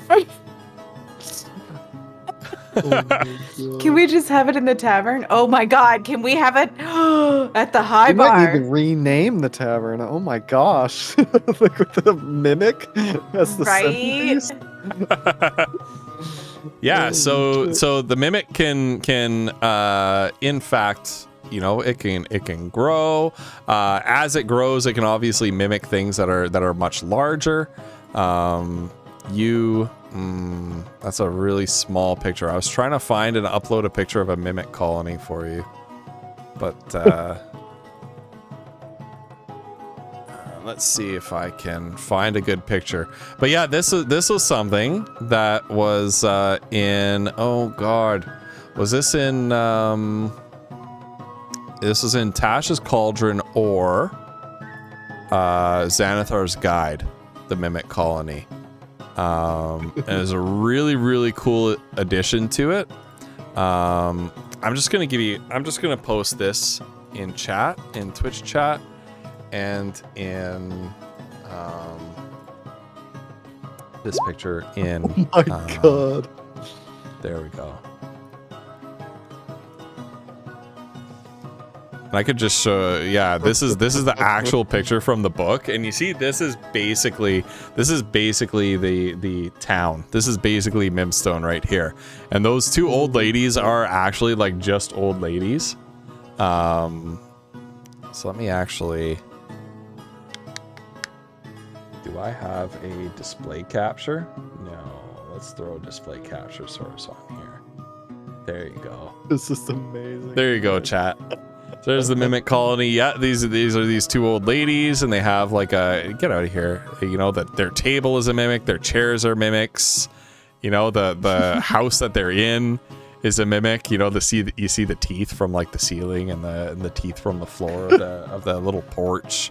The barrel's a mimic, right? The flower pots are mimics, right? So this was basically what the town looked like to you after you came out from the underground. Oh my god.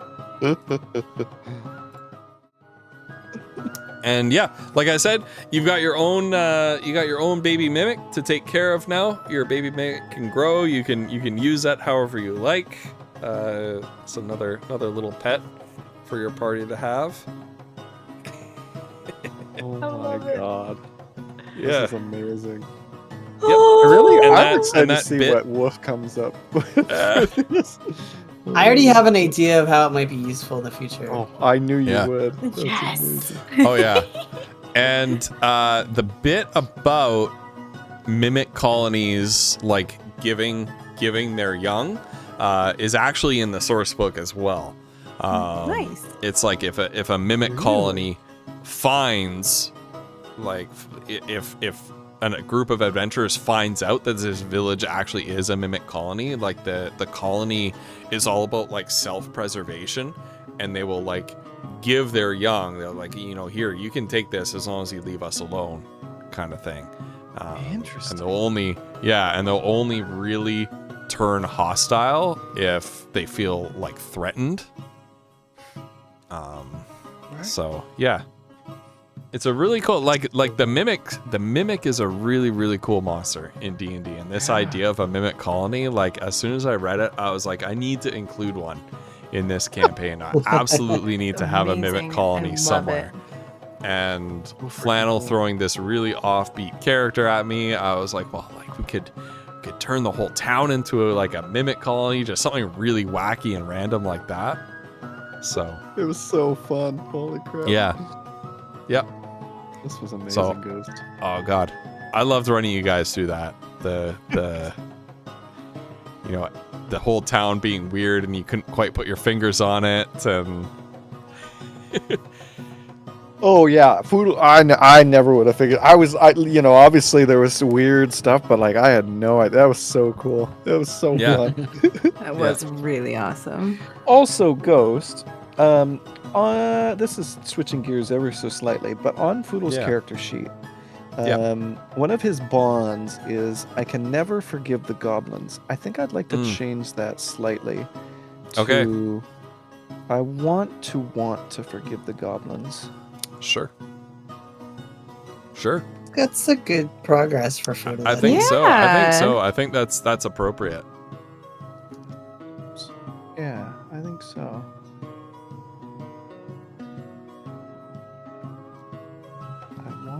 Okay. And did you add your spicy peppers to your inventory there?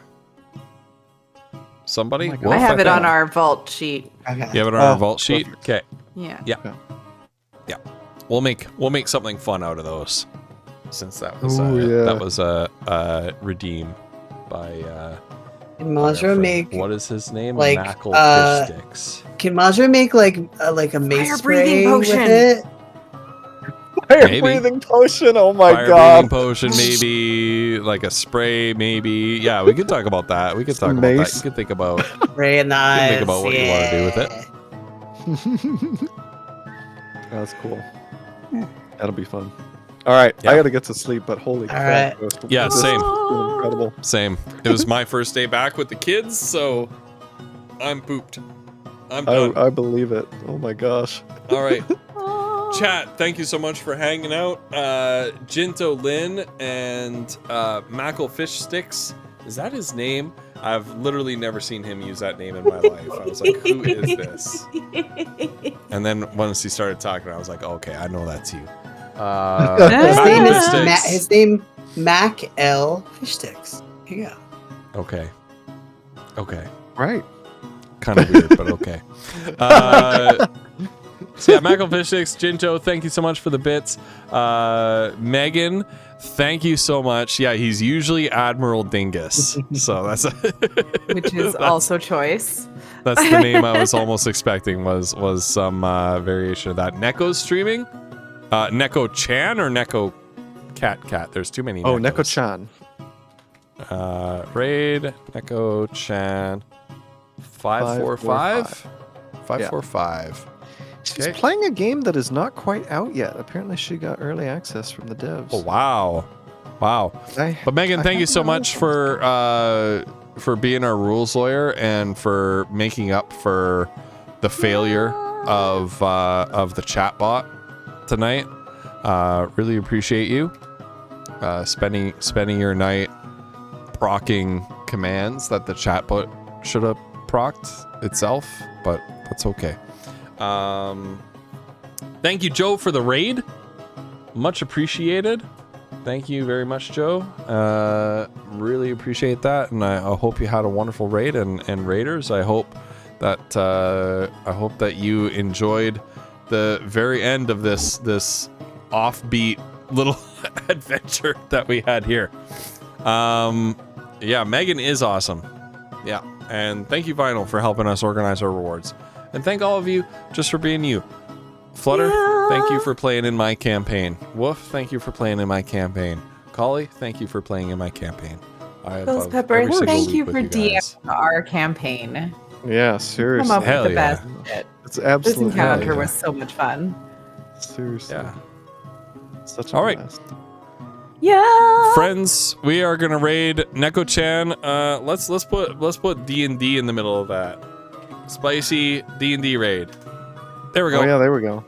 If you got the emotes for it, chat, we love you. We believe in you. We'll see you next time. Next Bye, everybody. Tuesday on Wolf's channel, probably. Probably. Bye. Bye.